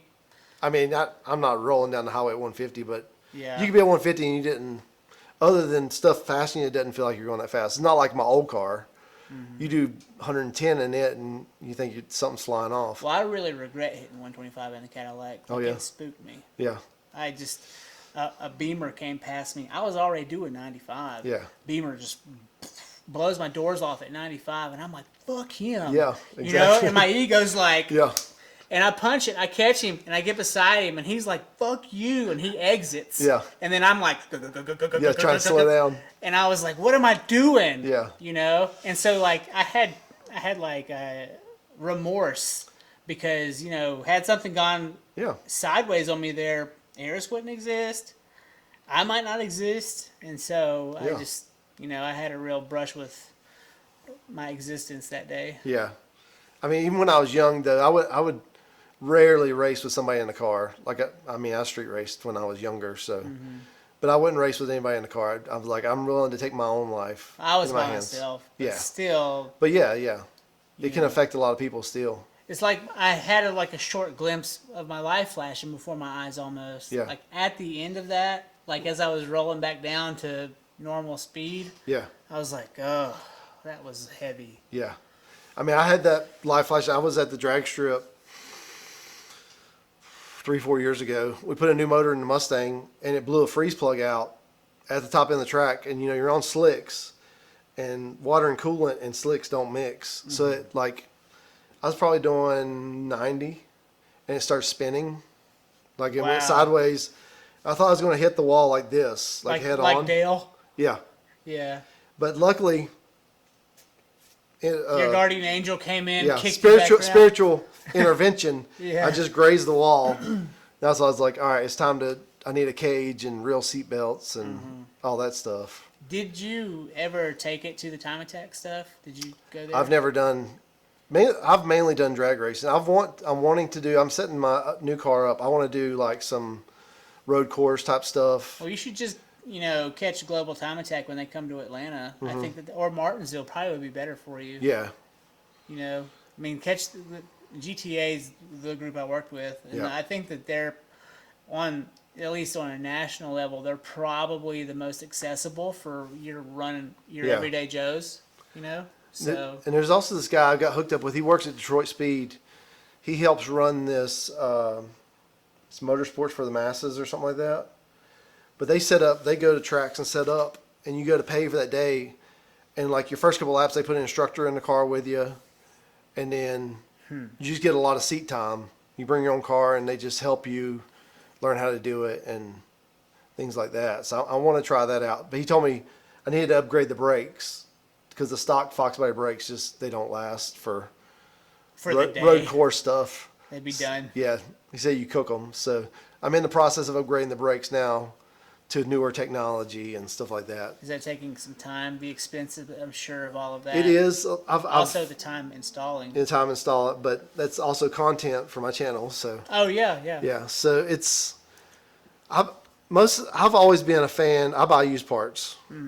Very rarely do I buy brand new parts. Well, I think that that's smart. Yeah, that's what I've had to do in my younger years. If I wanted to do something in my car, I had to find somebody's old junk to do it with. Yeah. But yeah, it just works better because a lot of people will buy stuff and they'll just throw it out and buy something new. And I'm glad to take the old stuff and refurb it, and that's my whole. I don't mind fixing something up. I like the challenge. People keep telling me to get rid of the Cadillac, and I'm like, it's paid off. Yeah, The air conditioning clicks at me. That's so annoying. yeah. But I'm Like inside or outside. inside, so Yeah. they have to remove the dash to get to it. Yeah. It probably cost me $1,000 or something. I don't know. My dad always said you either got to make car payments or you got to pay to fix a car. So you're spending money either way. Yeah. So just whichever one you want to do. Yeah. But I like I'm jumping, but I got the Tahoe, and I'm excited about fixing it up, getting it ready to drive. I'm going to change the wheels on it. I'm going to lower it. This is the one you just bought. That's the one I just bought. It's like a blue, right? Like Yeah, it's blue. It's a navy blue. Yep. Yeah. Just put So- the excursion wheels on it. Look good. No, this one's going lower. So I want it to almost look like, how the police Tahoes look? Yeah. I want it to look like a police Tahoe. You gonna get white doors on it? No white doors, That'd be but funny. People moving out of your way. that would be, if I get people out of the way, because my mom had a Crown Vic back in the early 90s. So did we remember? And people just, oh yeah, we took that, that's what we took snowboarding the first time. That thing would just go right over a speed bump. Yeah. You wouldn't even know it. Yeah, didn't even know it. But yeah, that thing, but people just get out of your way on the interstate. They just pull right over. They just think you're undercover. Yeah, on back roads, they slow down though, it's the only thing. They always, yeah. You're like, come on. Yeah, I just want to get home. Yeah. But yeah, it's exciting. Like I messaged a guy up here that's got a set of wheels. I was like, well, I'm up here. I can get a set of wheels for the Tahoe.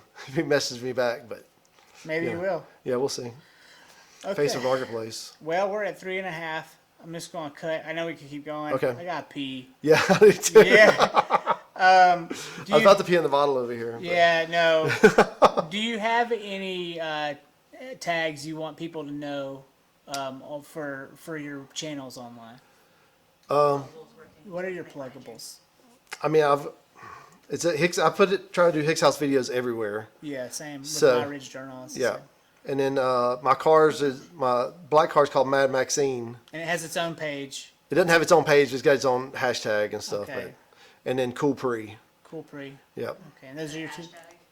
There's a hashtag Cool Pre. Yep. Hashtag Cool Pre and hashtag Mad Maxine. Yep. And those are just your cars, your two Yeah. Mustangs. Yep. Well, one's a Capri, one's a Mustang, but they're both Fox bodies. Okay. One was a Mercury, one was a Ford, Yeah. essentially. So, Cool, man. but yeah, And then my Fox Body tees on my website, but Yeah. Oh, buy some T-shirts. Yeah. Hicks House Videos. Yep. Glows in black light. Check it out. yep, Cool, man. Brent, thank you. yep, no problem. Yeah, man. Glad I was here. Yeah. I can't believe it's been that long. I know. Holy I cow. know. It flies. Yeah, it does. Yeah. I'm Josh Lloyd, and you're on the Ridge. Thank you for watching. Cool, man. Nice. All right, where's the bathroom? You can use the forest, Okay. or you I'm can good use with the forest. Yeah, that's good. Right?